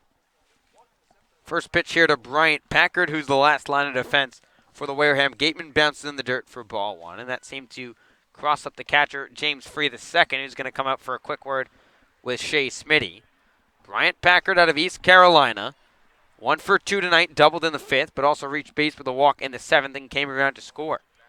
Trying to extend this ball game for the Gatemen, who stand atop at the Cape entering the night. 10-3 Orleans leads, with Wareham down to their final out. 1-0 pitch here from Smitty, a fastball that misses inside, and that will make the count 2 balls and no strikes. Smitty out of the University of Louisville, trying to put the nail in the coffin here for the Birds. 2-0 pitch, hard swing through a fastball, and that will move the count to 2 balls and 1 strike. So Orleans 10, Wareham 3. Firebirds have scored 10 runs on 13 hits, no errors for Wareham at 3 runs on 7 hits. Gatemen down to their final out. Here's a 2-1 pitch from Smitty. Packard fouls this off, and that will even up the count at 2 balls and 2 strikes. And the Gatemen now are down to their final strike here at Eldridge Park. 10-3 the score in favor of the Firebirds. Smitty stares in. Here's the 2-2 pitch. Fastball lifted out to shallow left field. The third baseman, Levy, ranging over in foul territory and can't make the play. So the at-bat continues and the game continues as Bryant Packard's able to foul that one off. So we'll do it again at 2-2. Firebirds with a comfortable cushion, leading 10-3 here in the top of the 9th inning. Gatemen down to their final strike with Bryant Packard the last chance. Long stare in from Smitty. Right-hander gets his sign, wheels and deals. 2-2 pitch, breaking ball that misses upstairs, and that will run the count full at 3-2.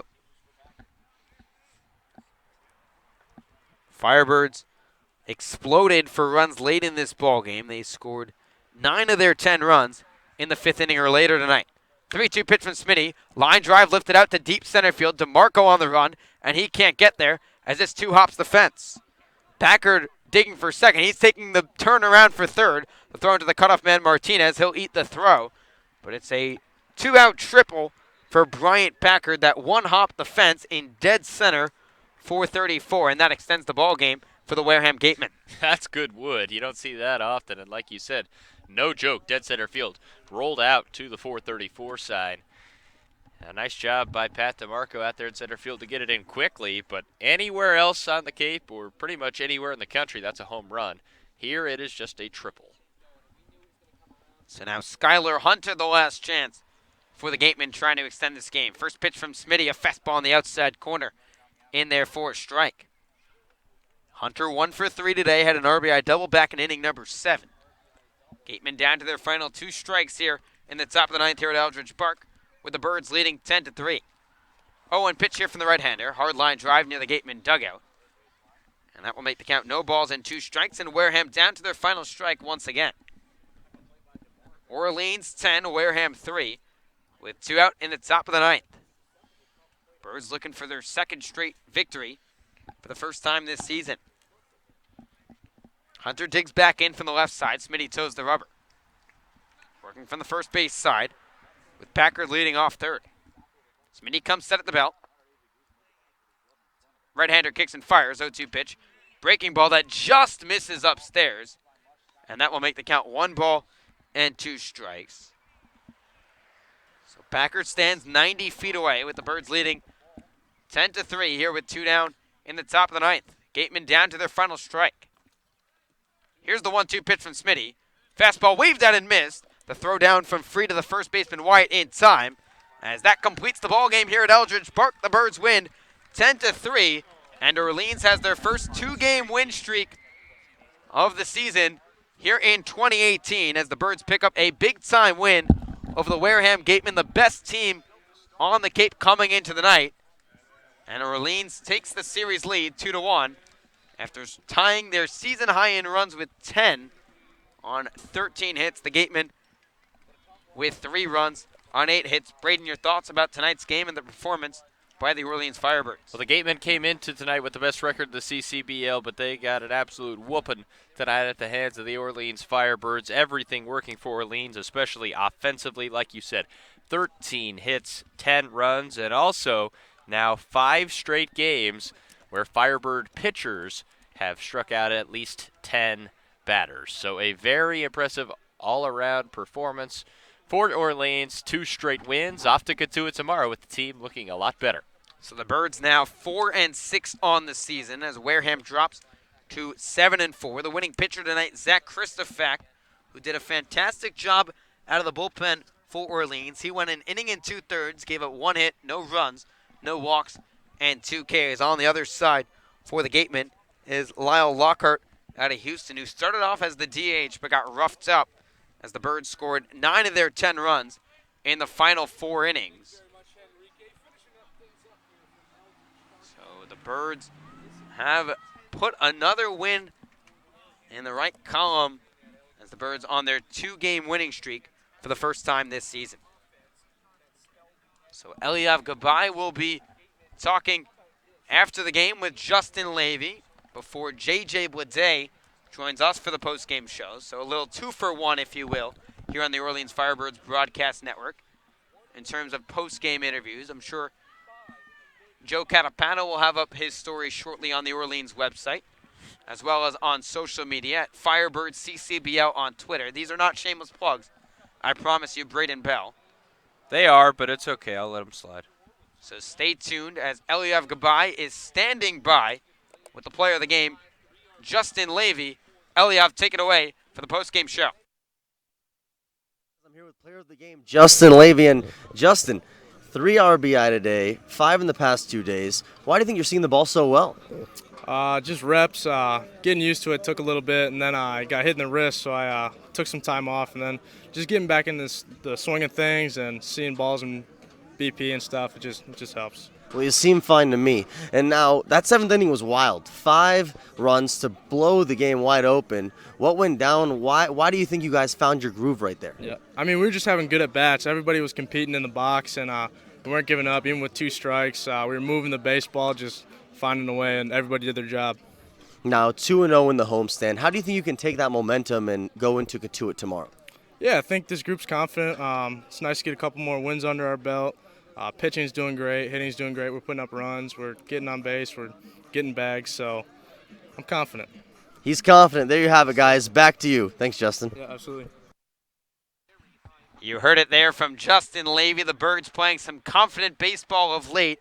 And boy, did they need it as they pick up a 10-3 victory over the Wareham Gatemen here at Eldridge Park. Once again, the winning pitcher tonight is Zach Christofak. On the short end for Wareham is Tyler Kaiser in a 2-hour and 45-minute contest here at Eldridge Park. But don't go anywhere here on the Orleans Firebirds Broadcast Network as J.J. Blade will come on for a post-game interview. So we'll have a little 2-for-1 here on the Orleans Firebirds Broadcast Network as J.J. Blade, the right fielder out of Vanderbilt, who went 4-for-5 today and was our bird watch of the day. Fantastic call by the birthday boy Braden Bell to say J.J. Blade was the watch, and he picked it perfectly as he went 4-for-5 with an RBI with 2 extra base hits. As the flag is being waved here at Eldridge Park, the O flying high and bright here in Orleans. We'll step aside for one more break. When we come back, J.J. Blade will talk to us about the Orleans 10-3 victory here at Eldridge. You're listening to the Orleans Firebirds Broadcast Network.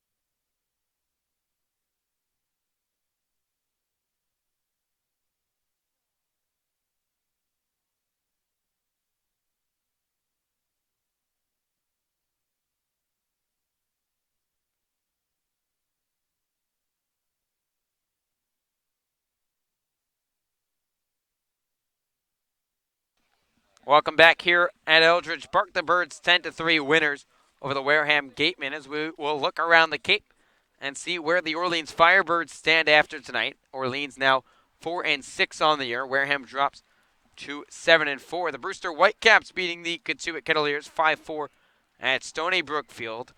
Not a good sign for Orleans with Brewster in the Eastern Division beating a Western team. YD, who trailed Harwich by 2 points in the East, picks up the win.